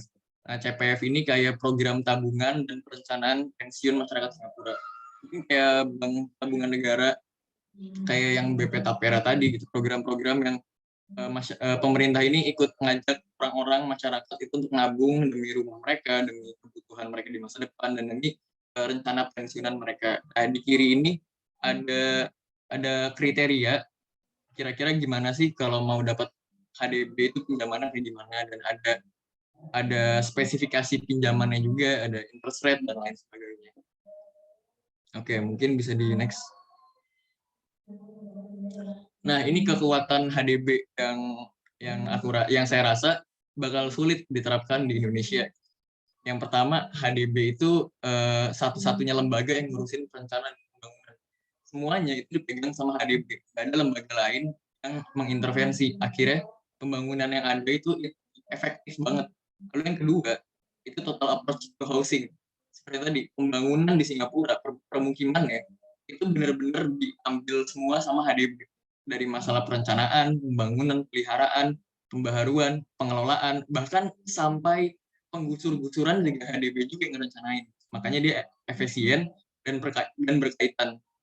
Jarang sekali ada mesti birokrasi dan sebagainya macamnya. Gitu. Dan yang terakhir, dan saya rasa cukup kontroversial, adalah HDB ini selalu berjalan dengan dukungan penuh dari pemerintah Singapura dari segi politis dan finansial. Ini dari pemerintahannya dan juga dari legislasinya. Nah, kenapa ini terjadi? Karena pemerintahan Singapura itu otoriter. Mungkin banyak yang nggak tahu, di Singapura itu pemerintahannya otoriter dan hanya dikuasai oleh satu partai. Mungkin kayak di Cina sana, kayak CCP di Cina. Yang akhirnya ngebuat visi dari pemerintah itu sepenuhnya bisa dilaksanakan tanpa ada gangguan. Baik itu dari perwakilan masyarakatnya, karena masyarakat sendiri kan nggak punya suara yang vital gitu untuk bisa mengubah kebijakan dari pemerintah itu sendiri. Akhirnya minim gangguan. Kalau ada program, ada lembaga yang dari tahun 60 di jalan dan minim gangguan, pastilah bakal bisa efektif dan efisien tadi, yang didukung sama pemerintah Singapura sendiri yang bisa dibilang otoriter, bukan bisa dibilang memang otoriter dibanding Indonesia yang demokratis. Oke, mungkin bisa di next. Nah, pendekatan. Nah, ini kita mungkin bisa, kan ada yang bilang, kita nggak bisa bandingin ke Singapura karena Singapura negara maju dan lain sebagainya gitu. Oke, mungkin untuk masalah negara maju benar, tapi untuk kondisinya mungkin bisa kita bandingkan ke kota-kota yang ada di Indonesia, kota besar Indonesia, misal Jakarta atau Surabaya atau Semarang atau Medan yang mungkin banyak slums dan squatternya. 50 tahun yang lalu, Singapura itu ada 1,6 juta penduduk, 1,3 jutanya itu tinggal di slum dan squatter. Seperti yang bisa dilihat di foto yang kiri. Nah, ini semua akhirnya digusur, dihilangkan, dan akhirnya mereka membangunnya seperti ini, langsung pembangunan vertikal yang sangat direncanakan. Dan ya masyarakat tidak punya alasan untuk menolak gitu, karena mungkin yang pertama memang saat itu masyarakat sendiri nggak punya histori yang kuat sama Singapura itu sendiri. Singapura kan salah satu civilization yang baru, jadi nggak ada akar budaya yang kuat, nggak ada mungkin sentimental yang kuat gitu, seperti kita ke tanah adat kita di Indonesia. Ya akhirnya mereka juga mungkin ya udah kita dapat sesuatu yang lebih bagus, akhirnya mereka mau aja gitu untuk direlokasi. Tapi yang ditekankan di sini itu tegas, jadi nggak ada kompromi. Kalau menurut program pemerintah itu rumah-rumah ini harus digusur, si masyarakatnya harus punya sesuatu yang lebih layak untuk ditinggalin, ya udah mereka bakal gusur, dibangun yang baru, dan masyarakat mau nggak mau harus ikut. Masyarakat yang nggak setuju ya should not change, karena di sana nggak demokrasi seperti kita di Indonesia, di sana otoriter. Oke, mungkin bisa di next. Nah, lalu yang kedua pendekatannya itu perumahan umum atau rusunnya HDB itu nggak hanya untuk masyarakat berpenghasilan rendah di Indonesia. Kan kalau saya lihat di kota-kota besar biasanya program pembangunan rusunawa, yaitu di Jakarta dan sebagainya, itu targetnya lebih ke masyarakat berpenghasilan rendah atau menengah ke bawah. Nah, kalau di Singapura itu semuanya diambil alih sama HDB. Yang makanya tadi partisipasi masyarakat di program pemukiman umum ini besar sekali, 80%. Nah, kenapa ini akhirnya masuk lagi ke salah satu faktor di mana lahan di Singapura itu semuanya milik negara secara konstitusi, walaupun masih ada beberapa lahan yang dimiliki oleh perorangan atau freehold land. Nah, namun umumnya masyarakat Singapura itu kalau dia mau beli tanah, dia nggak bisa beli secara utuh, tapi dia cuma bisa menyewa lahan atau namanya leasehold land dalam jangka waktu tertentu yang biasanya itu 99 tahun atau 999 tahun. Setelah itu berakhir, ya udah bakal dicabut izinnya.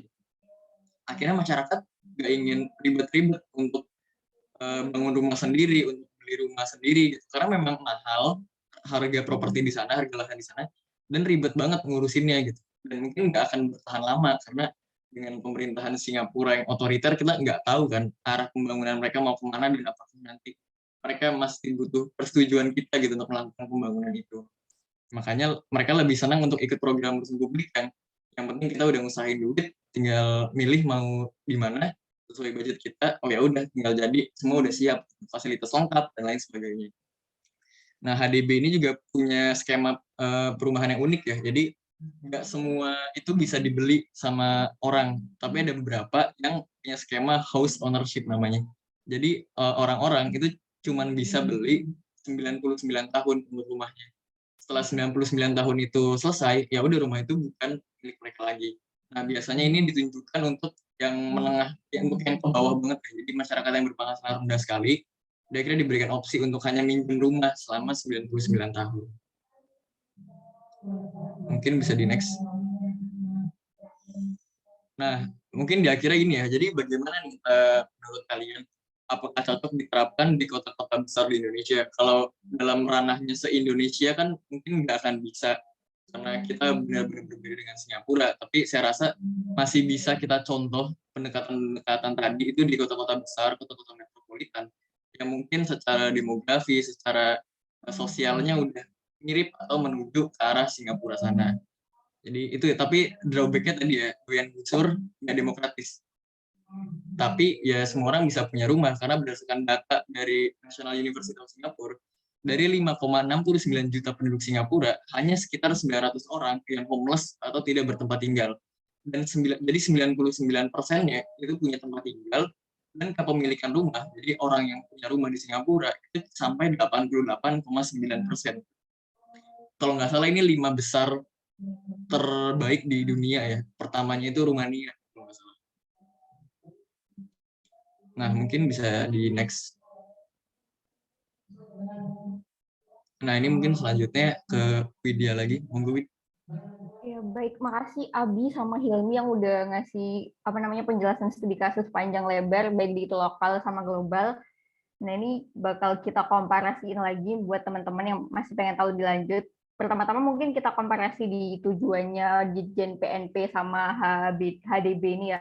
Kalau secara tujuan atau fungsi itu kurang lebih sama. Ini tuh sama-sama pengen mengatasi tantangan sektor perumahan.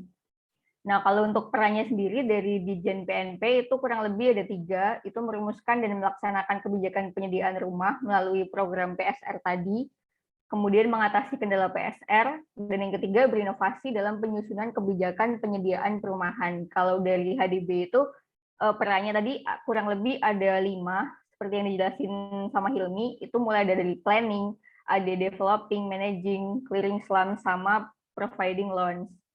Kalau untuk pendekatannya sendiri, kalau dari Ditjen PNP, mungkin teman-teman juga masih ingat studi kasus dari kelompok yang minggu lalu. Kalau dari pemerintah Indonesia sendiri itu untuk masalah relokasi dan penggusuran itu mungkin masih belum setegas di Singapura ya. Contohnya kayak kampung warna-warni yang di Malang kemarin, karena dari segi dinilai udah bersih dan estetik, banyak pengunjung, jadinya nggak jadi direlokasi. Beda dengan Singapura yang kalau mungkin dari segi relokasinya itu tegas, dan dari masyarakatnya juga nggak bisa komplain apa-apa karena pemerintahnya otoriter.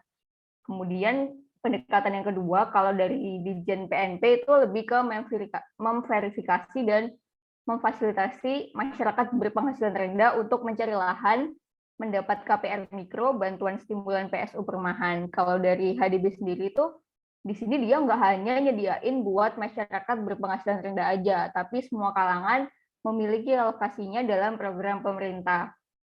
Kemudian dari segi ketercapaian, dari PSR yang dibantu Ditjen PNP itu sudah terbangun 4.792.318 unit terbangun. Tetapi di sini juga masih memiliki kendala, yaitu jumlah backlog yang masih besar dengan total 7,6 juta rumah dan 2,38 juta RTLH. Sedangkan dari HDB sendiri ketercapaiannya itu di sini sudah terbangun lebih dari 1 juta flat di 23 kota dan 3 estate.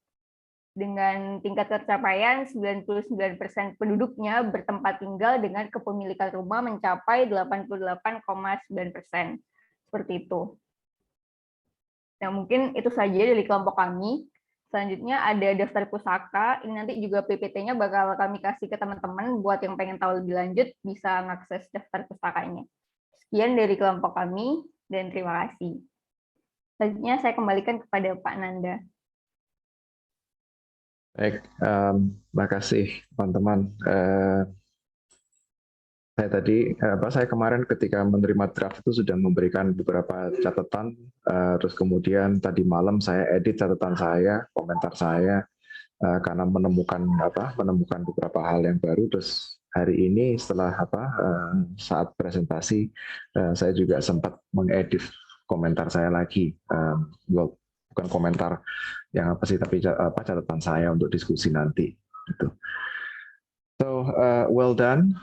Terima kasih telah menyajikan komparasi antara kedua studi kasus tadi. Saya persilakan kepada teman-teman yang lain untuk memberikan komentar atau masukannya terlebih dahulu atau pertanyaan. Ya, silakan Himawan, mungkin kita buka 2 pertanyaan terlebih dahulu ya pertama. Baik, terima kasih atas kesempatannya. Saya Himawan, NRP 1091 bertanya. Jadi seperti yang kita tahu, bahwa ketika kita ingin mengembangkan sebuah kawasan perumahan dan permukiman itu kan kita butuh yang namanya lahan, sedangkan semakin lama ketersediaan lahan itu menjadi semakin terbatas, yang mana salah satu langkah untuk menanggulangi hal ini yakni melalui penerapan bank tanah. Nah, sehingga sepertinya peran kelembagaan bank tanah ini cukup mempunyai implikasi yang penting di dalam penyediaan perumahan dan kawasan permukiman itu sendiri. Nah, dari sudut pandang kalian sendiri, kira-kira di Indonesia ini apakah sudah ada regulasi yang mengatur mengenai kelembagaan bank tanah ini sendiri? Dan mungkin dari analisis kalian sendiri, apakah di Indonesia ini cocok untuk diterapkan adanya kelembagaan bank lahan? Karena setahu saya penerapan bank tanah ini masih menjadi kontroversi atau pro dan kontra di masyarakat kita. Terima kasih.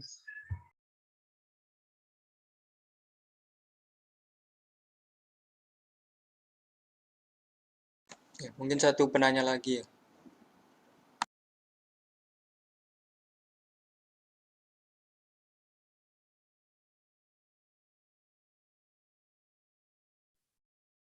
Kalau belum ada yang kalau nggak ada lagi yang tanya, saya cuma mau tanya apa yang terjadi kira-kira jika pasar itu dibiarkan menguasai proses pembangunan, khususnya proses penyediaan rumah ini tadi, hunian ini tadi. Itu aja pertanyaan dari saya.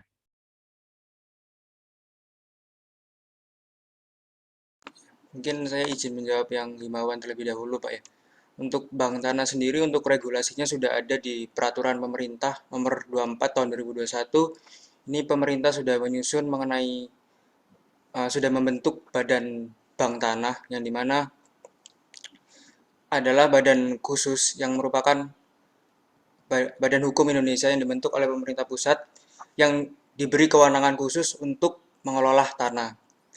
Nah, lalu selanjutnya mengelola hak guna usaha, hak guna bangunan, hak pakai adalah sebagaimana dimaksud dalam Undang-Undang Nomor 5 Tahun 1960 tentang Peraturan Dasar Pokok Agraria.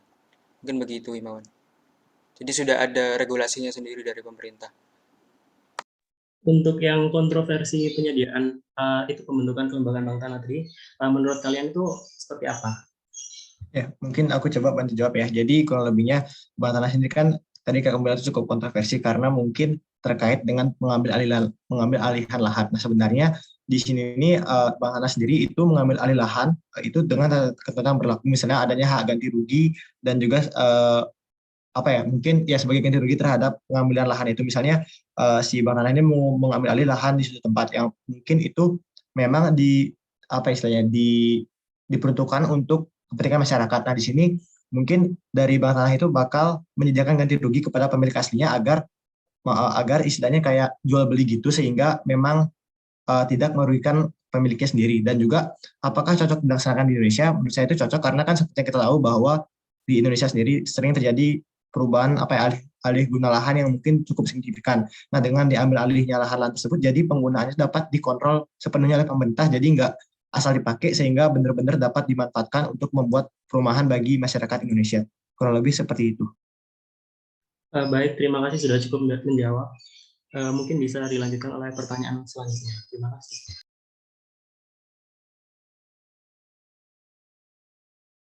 Mungkin sembari menunggu jawaban untuk Pak Prananda, tadi saya lihat ada Diva bertanya, mungkin barangkali masih mau mengajukan pertanyaan. Ya, terima kasih kesempatannya. Jadi saya ada pertanyaan, kan sejauh ini public housing di Indonesia itu masih kurang. Kebanyakan pemerintah membuat kebijakan pengadaan rumah subsidi, yang mana saat ini tuh sepertinya juga rumah subsidi sederhana pun semakin tidak terjangkau dan lokasinya semakin menjauh dari pusat kota dikarenakan lahan di pusat kota sudah mulai habis ataupun harganya semakin mahal. Kan hal ini menjadi paradoks tersendiri, apalagi kebutuhan hunian yang tinggi justru biasanya berada di pusat kota. Kan hal ini bisa menyebabkan tumbuhnya permukiman kumuh sehingga kurang efektif. Kira-kira hal apa yang menyebabkan pemerintah Indonesia itu tidak sedari dulu membuat kebijakan mengenai public housing lebih awal gitu. Terima kasih.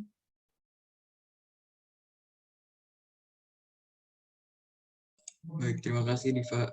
Ditunggu ya jawabannya.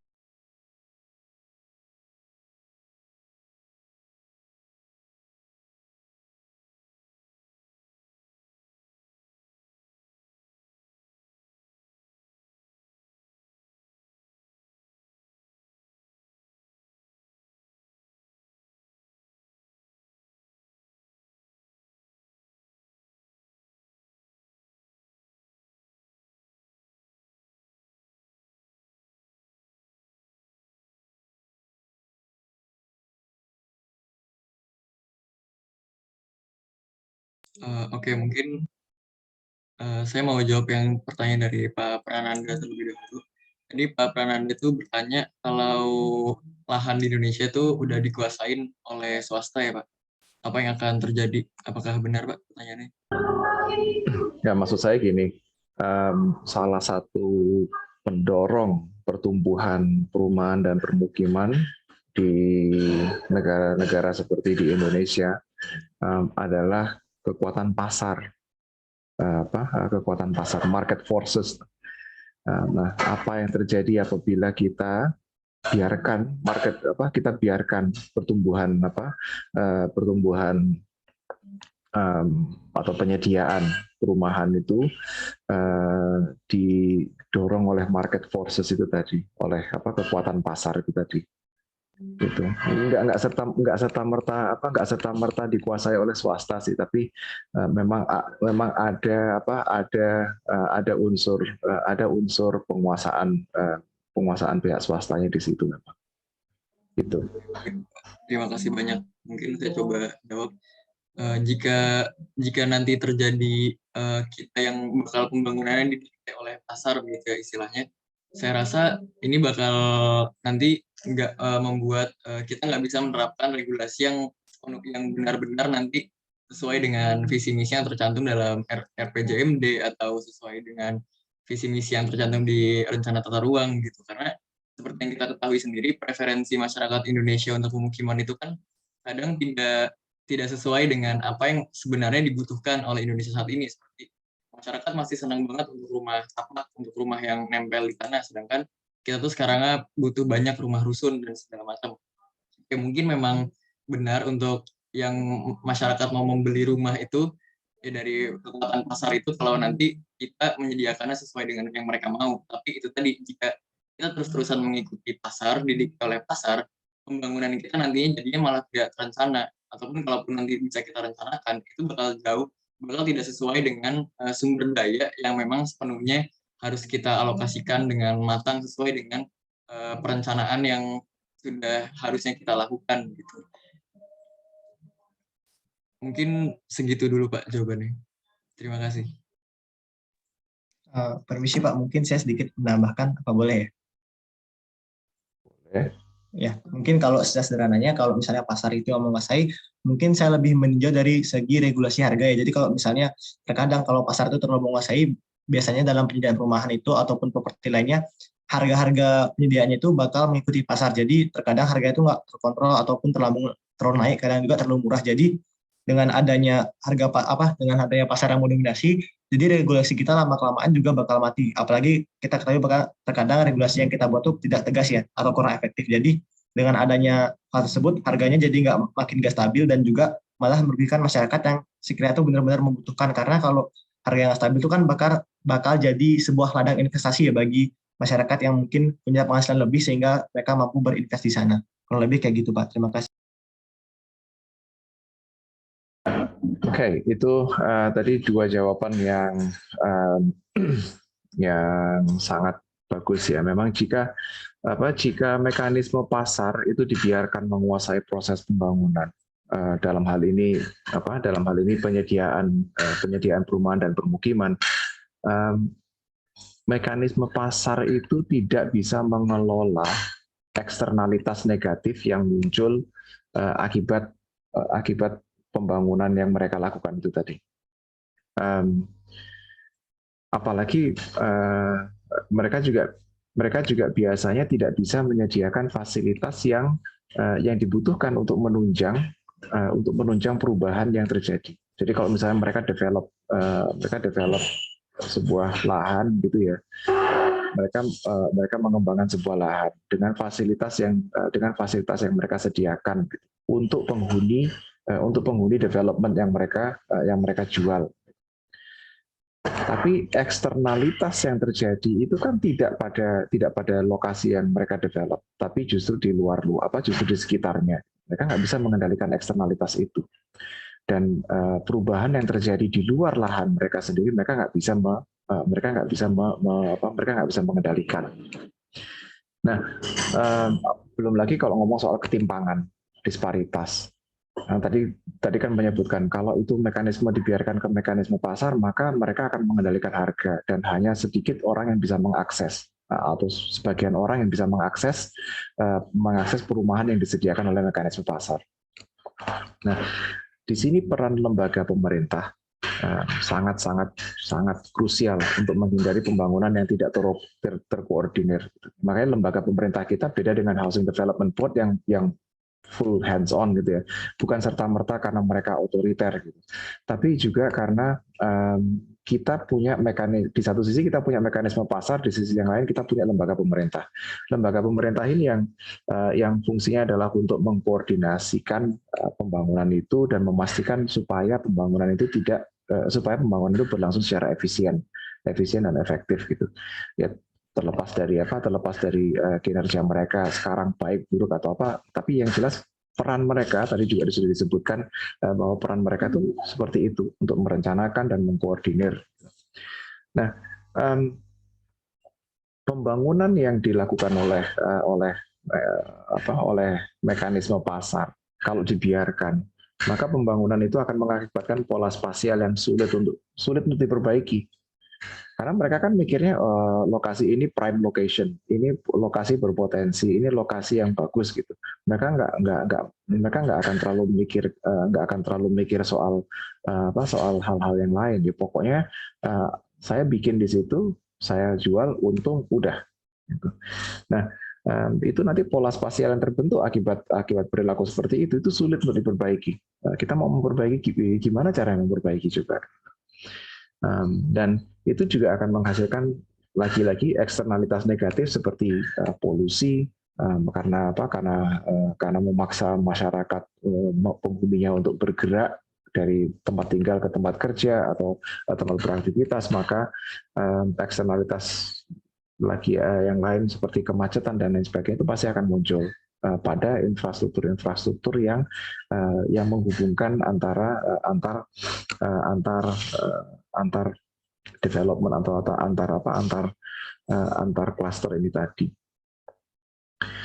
Nah, lembaga pemerintah khususnya di negara-negara berkembang seperti kita, dengan pertumbuhan penduduk yang cukup pesat, tadi disinggung soal pertambahan populasi milenial. Jadi kan itu kan gambaran bahwa pertumbuhan penduduk kita masih cukup pesat gitu ya.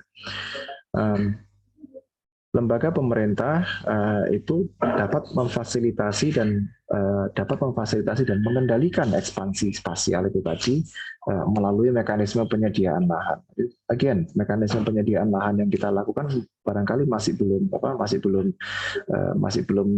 efisien dan efektif mungkin ya. Tapi hey, ini tuh yang namanya pembangunan wilayah dan kota ya adalah sebuah proses, dan prosesnya ya proses belajar. Selama kita bisa belajar dari kesalahan sebelumnya, gitu ya. Oh ya, model seperti ini ternyata nggak efisien.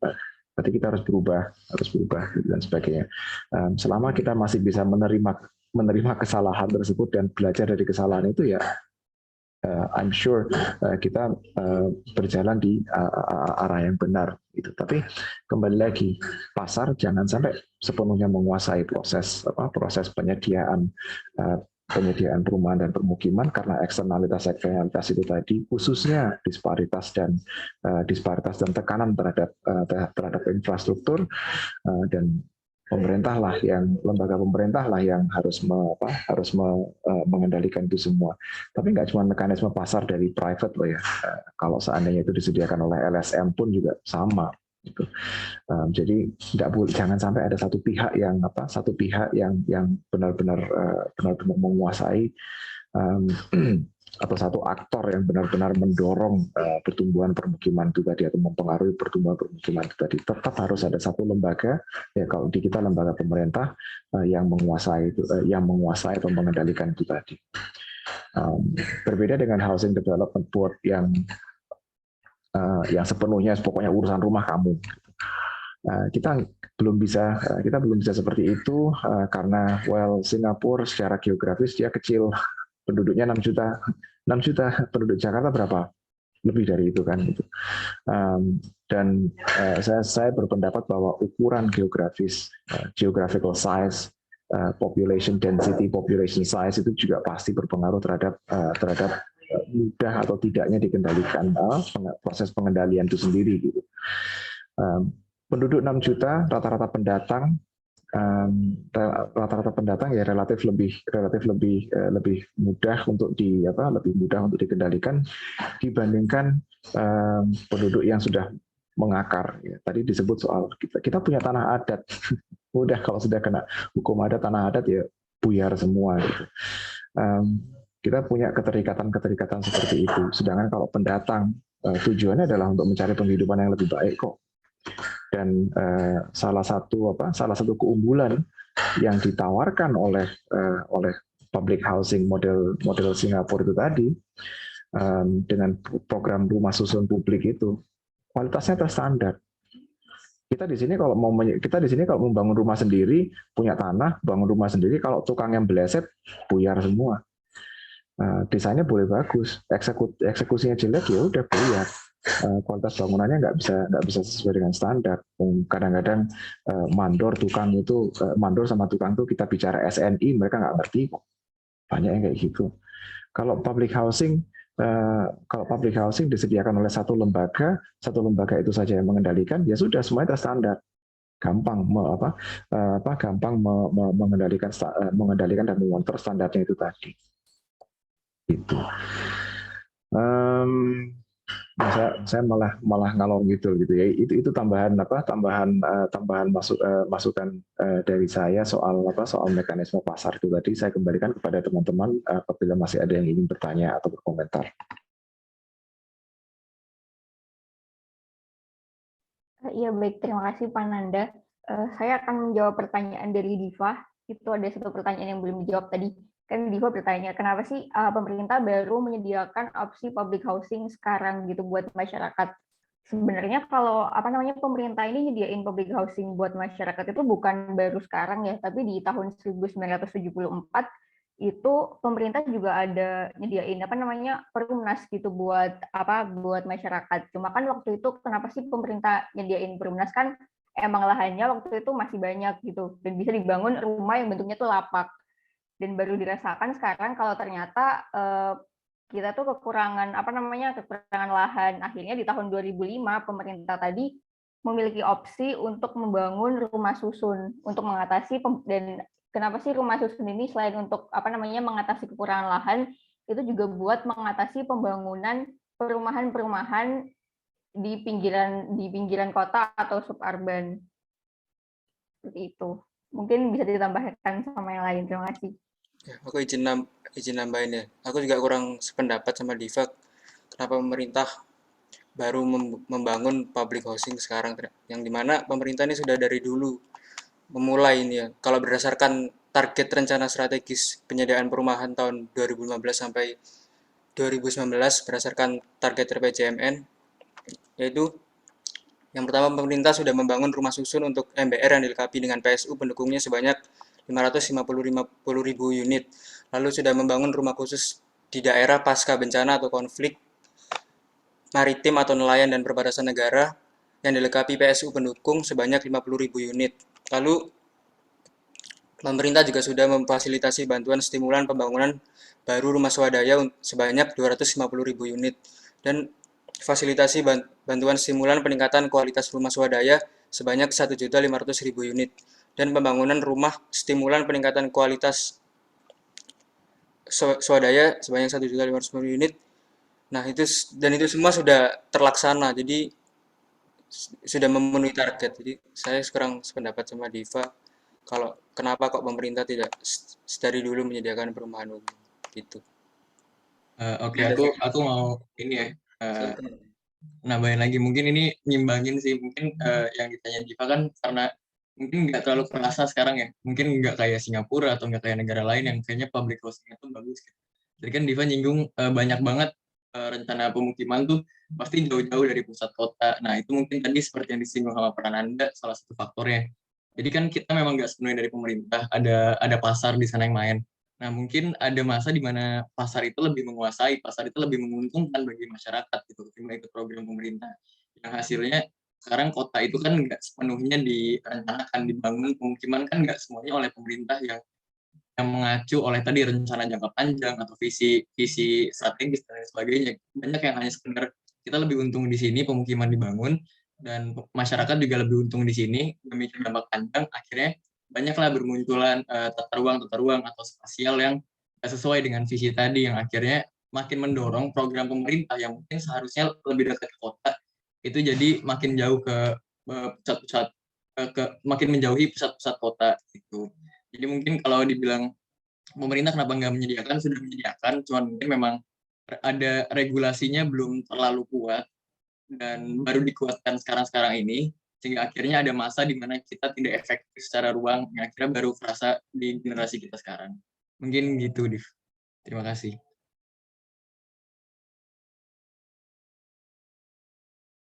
Ya, terima kasih atas jawabannya udah menjawab.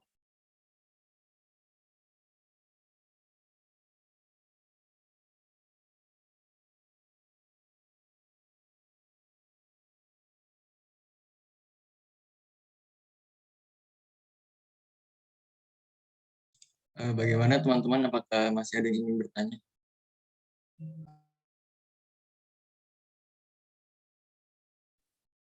Kalau belum ada, saya sambil tambahin sedikit deh.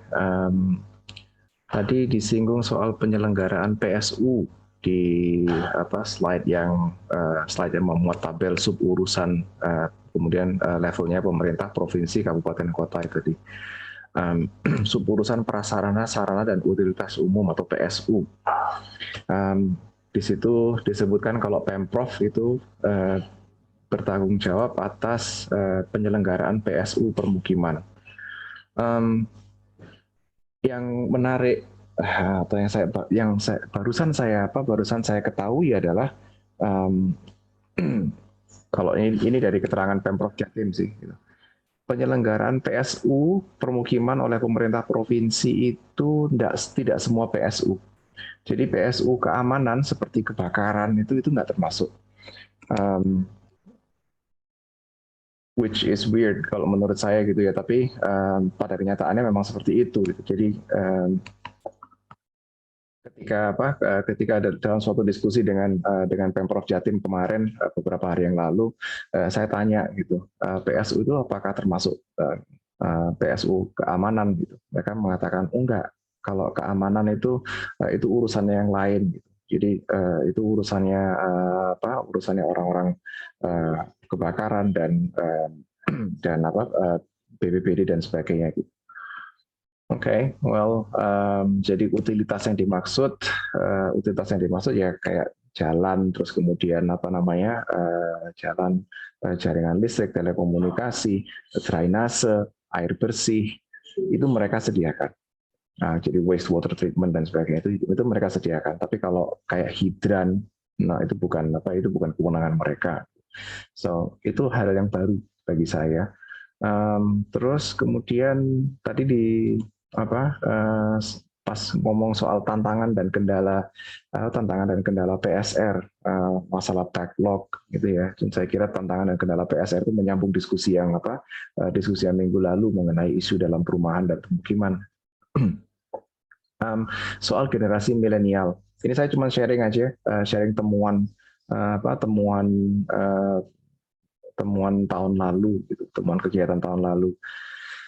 Banyak penelitian di Barat maupun di sekitar negara tetangga kita, Malaysia dan sekitarnya itu, yang menyebutkan kalau kelompok milenial itu memiliki preferensi hunian dan gaya hidup yang berbeda dengan generasi sebelumnya, generasi X dan lain sebagainya gitu, yang sebelumnya gitu. Tapi hasil penelitian di Jakarta, di kota-kota besar Indonesia khususnya Jakarta, dan kemarin kakak tingkat kalian yang saya bimbing, penelitiannya soal generasi milenial di Surabaya itu mengindikasikan kalau tidak ada perbedaan preferensi antara generasi milenial dengan generasi sebelumnya. Rupanya preferensi dugaan kami, preferensi generasi milenial itu masih dipengaruhi oleh preferensi generasi sebelumnya. Tadi juga disebutkan kalau kita masih suka landed housing gitu ya, dan barangkali hanya sedikit responden yang mengatakan kalau saya prefer tinggal di apartemen. Saya termasuk salah satunya sebenarnya yang lebih suka tinggal di hunian bertingkat, nggak ribet, nggak ngurusin halaman depan belakang dan lain sebagainya. Footprintnya lebih efisien, lebih mudah di manage. Tapi sebagian besar responden yang kami wawancarai mengatakan enggak, tetap seperti generasi sebelumnya. Jadi masih ada unsur, entah itu pengaruh dari generasi sebelumnya atau memang karena gaya hidup kita sudah terbiasa dengan gaya hidup seperti itu. Jadi itu menjadi gaya hidupnya menjadi sesuatu yang intergenerasional. Jadi dari generasi ke generasi nggak ada bedanya. Pokoknya bayangan atau image soal rumah itu ya seperti itu. Landed house, ada pekarangannya depan belakang walaupun barangkali kecil gitu.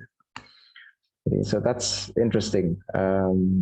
Kalau di penelitian negara lain, mancanegara mengatakan beda preferensinya, gaya hidupnya beda. Di sini gaya hidup berbeda, tapi preferensi bermukim, preferensi huniannya tetap sama dari satu generasi ke generasi yang lainnya.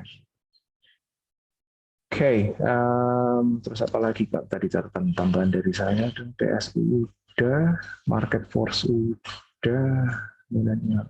Ya, saya kira itu aja tambahan dari saya.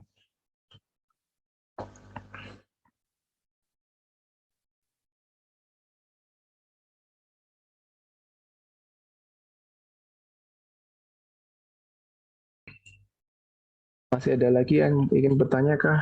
Nah, kita masih punya waktu, atau sambil nunggu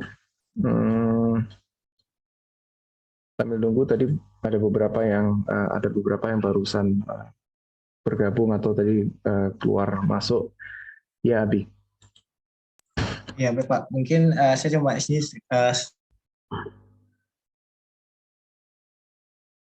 terkait dengan apa tadi ya, preferensi perumahan untuk generasi milenial. Nah, kemarin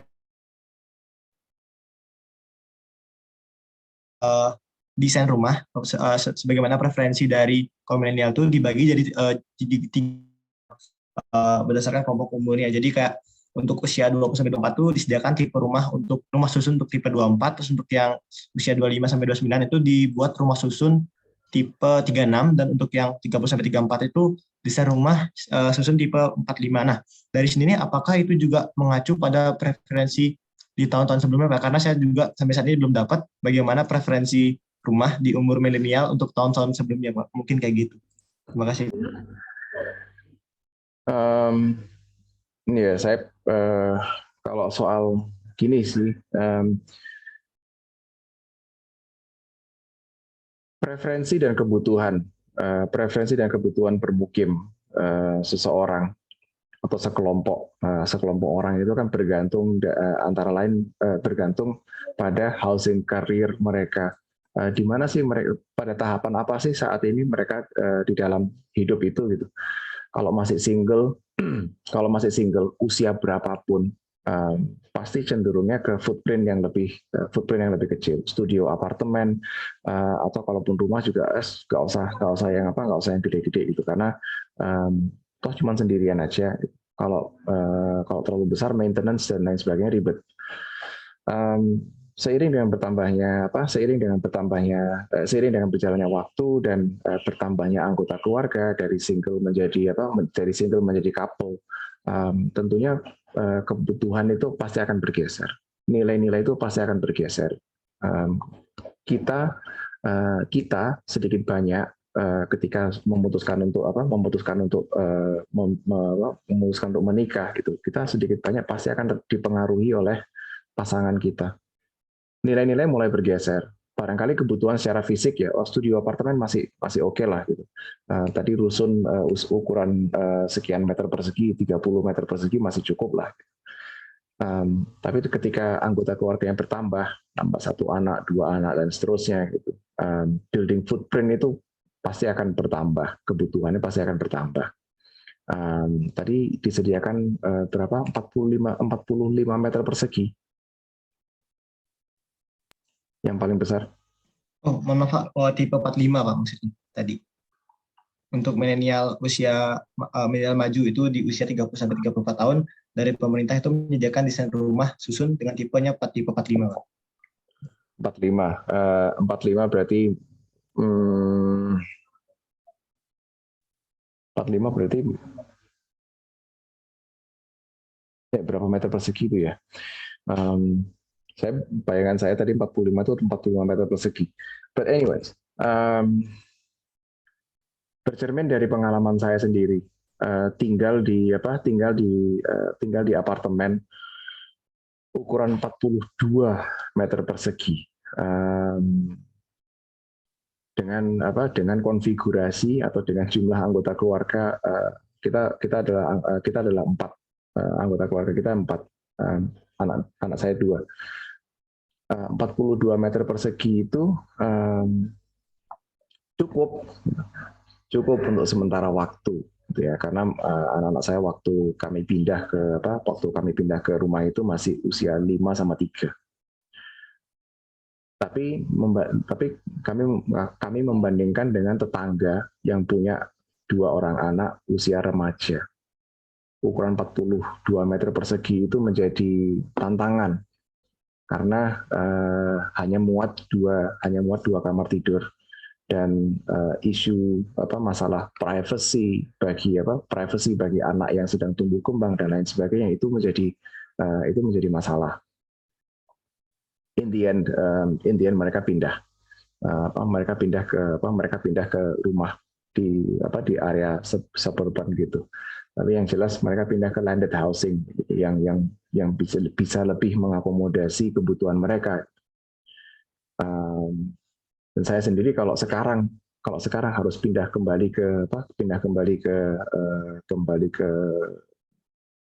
bangunan dengan footprint sekecil itu, ya oke lah, mungkin footprintnya nggak masalah itu selama jumlah kamarnya dan lain sebagainya itu memenuhi kebutuhan kami. Dari mana mereka memperoleh angka seperti itu gitu? Kalau saya bercermin dari pengalaman saya sendiri gitu ya, barangkali secara fisik itu masih memungkinkan gitu ya. Tapi ada aspek-aspek lain di luar kebutuhan fisik yang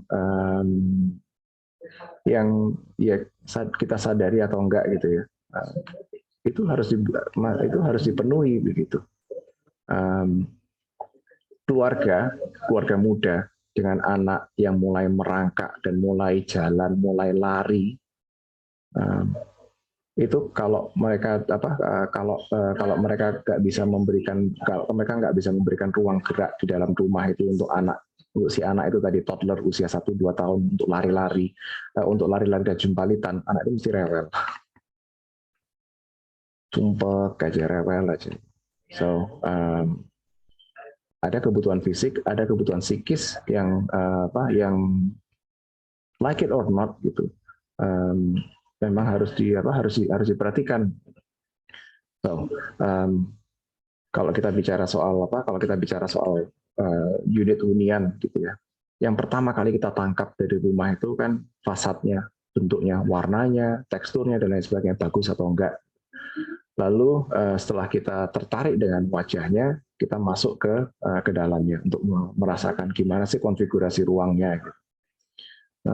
Apakah flow-nya, bagaimana sih flow-nya, gitu, flow ruang, flow spasialnya itu tadi, gitu. Nyaman atau enggak buat kita. Gitu. Kalau bicara soal kebutuhan gampang, 2 kamar tidur, 3 kamar tidur cukup, jumlahnya cukup. Tapi bagaimana flow-nya, bagaimana konfigurasinya itu nyaman atau enggak, itu baru bisa benar-benar kita ketahui setelah kita mengalami sendiri, kita tinggal di situ setelah beberapa waktu. Jadi kalau kita yang bikin sulit dalam penyediaan rumah ideal itu antara lain seperti itu. Kita bisa menghitung kebutuhan fisik. Ada standar perhitungannya, itu 1 orang itu butuh sekian meter persegi untuk supaya bisa hidup dengan nyaman. Jadi kalau misalnya rumah itu dihuni oleh 5 orang, ya tinggal berapa meter persegi dikalikan 5. Itu kebutuhan fisik, gampang. Tapi ada hal-hal lain di luar itu yang sulit sekali untuk kita tangkap. Rusun yang disediakan, public housing yang disediakan oleh pemerintah kita, secara fisik itu sudah memenuhi. Ada yang punya dapur, ada yang nggak punya kamar mandi atau dapurnya sendiri, jadi pakai kamar mandi komunal, dapur komunal, not a problem. Secara fisik itu nggak ada masalah, gitu. Tapi ada eksternalitas lain yang muncul dari konfigurasi spasial seperti itu. Salah satunya ya masalah privacy itu tadi, mau nggak mandi dengan orang lain, mau nggak masak dengan orang lain. Masak dengan orang lain kalau dari pengalaman saya sendiri gitu ya, dengan menggunakan dapur komunal itu bukan masalah gilirannya, tapi ketika ada yang selesai masak, terus kemudian dia harus menunggu sampai alat-alat memasaknya itu, cutlery dan pots and pans-nya itu untuk dingin dulu sebelum dia bisa mencuci. Artinya apa? Alat-alat itu kan numpuk di dapur komunal. It's not nice gitu. Bukan masalah pemandangannya aja, tapi juga baunya dan lain sebagainya. So downside dari dapur dan fasilitas komunal lainnya ya seperti itu. Dan saya kira beberapa orang, saya nggak bicara semuanya gitu, beberapa orang itu nggak siap dengan itu. Kalau mereka biasa di rumahnya sendiri-sendiri, terus tiba-tiba direlokasi direlokasi ke public housing yang menggunakan fasilitas komunal seperti itu, ya pasti akan ada friksi, pasti akan ada perasaan risih itu tadi. Dapur, kamar mandi, siapa yang bertanggung jawab atas kebersihan kamar mandi? Bisa sih digilir gitu. Tapi ya kalau ada satu aja yang lali gitu, lupa, besok ya, minggu depan ya. Udah dapat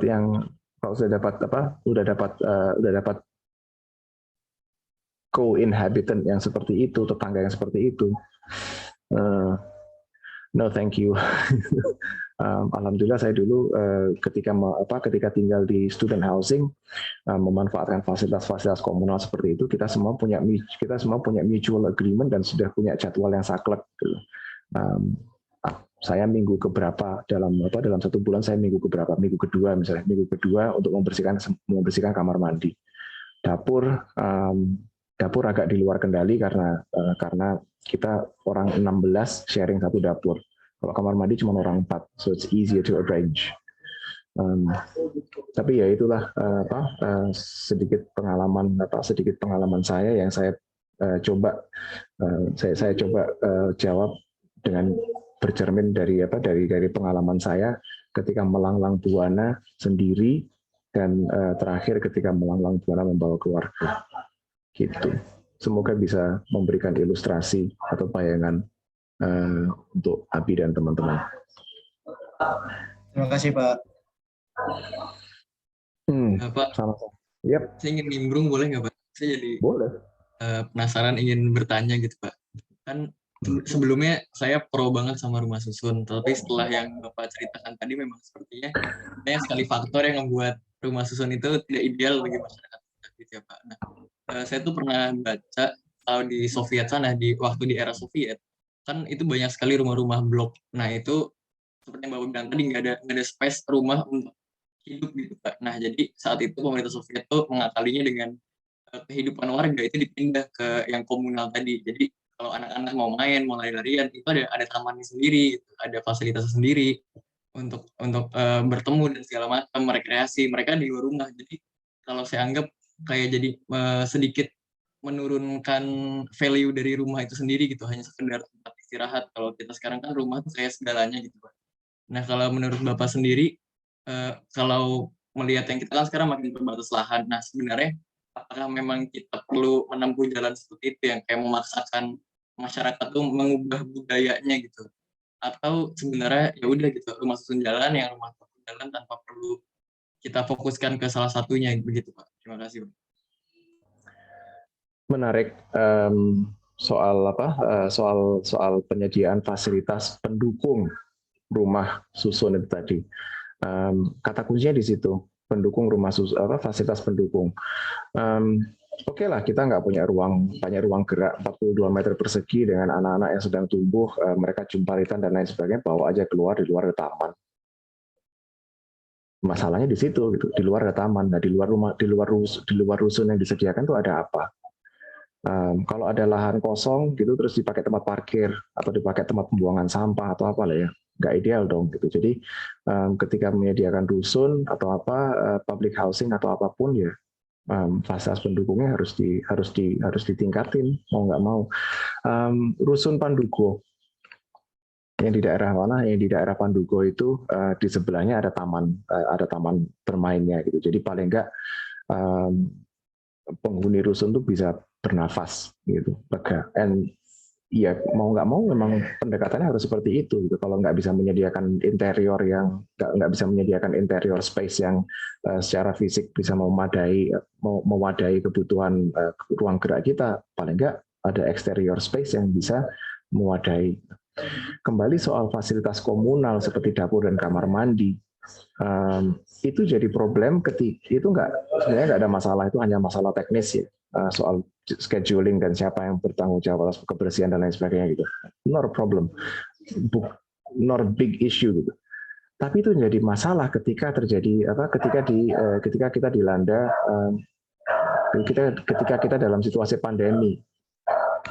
Di saat kita butuh, di saat kita harus menjaga jarak fisik dengan orang lain, hunian kita malah tidak memungkinkan kita untuk menjaga menjaga physical distance gitu, menjaga jarak dengan orang lain. Karena apa?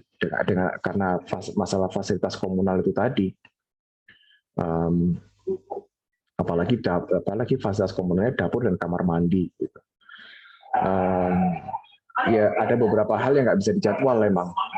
Urusan kamar mandi ada beberapa hal yang nggak bisa dijadwal di situ. Dapur juga selain scheduling masalah ukuran dan kemudian ada walaupun panci dan lain-lainnya milik sendiri-sendiri gitu, tapi peralatan masaknya seperti kompor ya itu adalah milik bersama. So kemarin salah satu anak bimbing saya yang menginvestigasi adaptasi masyarakat, adaptasi penghuni rusun itu, mereka kesulitan mereka kesulitan beradaptasi dengan mereka kesulitan beradaptasi dengan keharusan untuk menjaga jarak dengan penghuni lain itu tadi. Gitu. Makanya jumlah kasusnya langsung naik. Apalagi mereka mobilitasnya tinggi, nggak ada yang kerja dari rumah. Rata-rata adalah pedagang di pasar dan punya usaha-usaha lain, wira swasta yang mengharuskan mereka untuk keluar dari rumah dan berinteraksi dengan masyarakat. Jadi ketika pulang ya sudah, gitu. Ketika pulang mereka harus membersihkan diri ya di fasilitas komunal. Kamar mandinya belum kering sudah dipakai sama orang lain dan seterusnya. Gitu. Akhirnya jumlah kasusnya lumayan tinggi. Bukan karena kepadatan, tapi penyebabnya adalah fasilitas komunal itu tadi. Kalau fasilitas komunalnya seperti taman bermain dan sebagainya, jadi dia outdoor terbuka gitu. Masalahnya dapur dan kamar mandi itu semuanya indoor tertutup, ventilasinya kurang baik dan lain sebagainya. Jadi indoor air quality-nya buruk. Apakah kita bisa memaksa? Tadi pertanyaan lanjutannya adalah apakah kita bisa memaksa masyarakat untuk tunduk pada keputusan untuk merelokasi semuanya ke dalam public housing? No. Jawaban singkatnya adalah enggak. Karena begini, ini barangkali masalah kebiasaan juga dan masalah kebudayaan masyarakat kita yang pro-choice. Masyarakat kita cenderung itu tadi karena kita adalah masyarakat demokratis, jadi pro-choice. Hal yang bisa kita lakukan, yang bisa dilakukan oleh pemerintah adalah memberikan pilihan sebanyak-banyaknya. Kamu mau milih model rumah yang seperti apa? Dengan begitu masyarakat itu setidaknya memiliki ilusi bahwa mereka masih pegang sedikit kendali atas nasib mereka sendiri. Ilusi dalam tanda kutip lah. Gitu. Jadi dalam hal perumahan dan permukiman, dalam hal apapun, saya kira lebih banyak semakin banyak opsi yang tersedia semakin baik. Sama seperti public transportasi publik. Apakah semuanya harus beralih ke transportasi publik? Nah, nggak bisa memaksa. Gitu. Tapi kita bisa memberikan opsi. Semakin banyak opsi, semakin banyak opsi. Maka itu semakin baik. Tapi kalau mau dipaksa tunduk, ya saya kira itu it's a bit too extreme. Gitu. Negara-negara yang tempat-tempat yang agak-agak otoriter yang pernah saya tinggali, Cina misalnya, Cina modelnya top down banget, sangat-sangat top down. Tapi mereka dalam beberapa aspek pun dalam beberapa hal pun masih memberikan pilihan kepada masyarakatnya. Gitu. Hunian pun juga walaupun mereka sangat-sangat top down dan tangan besi lah, tapi mereka masih memberikan pilihan kepada masyarakatnya. Gitu. Tak sediakan public housing, modern public housing itu macam-macam, ada tipe A, B, C, D, E gitu. Kamu mau milih yang mana sesuai dengan kemampuanmu menyewa. Karena mereka sama seperti Singapura, lahan itu dikuasai oleh negara, masyarakat hanya menyewa antara 100 sampai 1000 tahun. Persis 99 sampai 999 tahun tadi. Itu Hilmi. Baik, Pak. Terima kasih banyak atas perspektifnya. Terima kasih. Sama-sama. Oke. Ya, saya kira QR code ini sudah bisa saya tutup karena saya yakin teman-teman sudah sudah memindainya. Dan ternyata we are 5 minutes over time. Baik, sebelum saya akhiri, saya ucapkan terima kasih sekali lagi kepada Abi, Hilmi, Abel dan Widya yang telah memaparkan dan memicu diskusi kita siang hari ini. Terima kasih juga kepada teman-teman yang lain atas pertanyaan dan tanggapannya.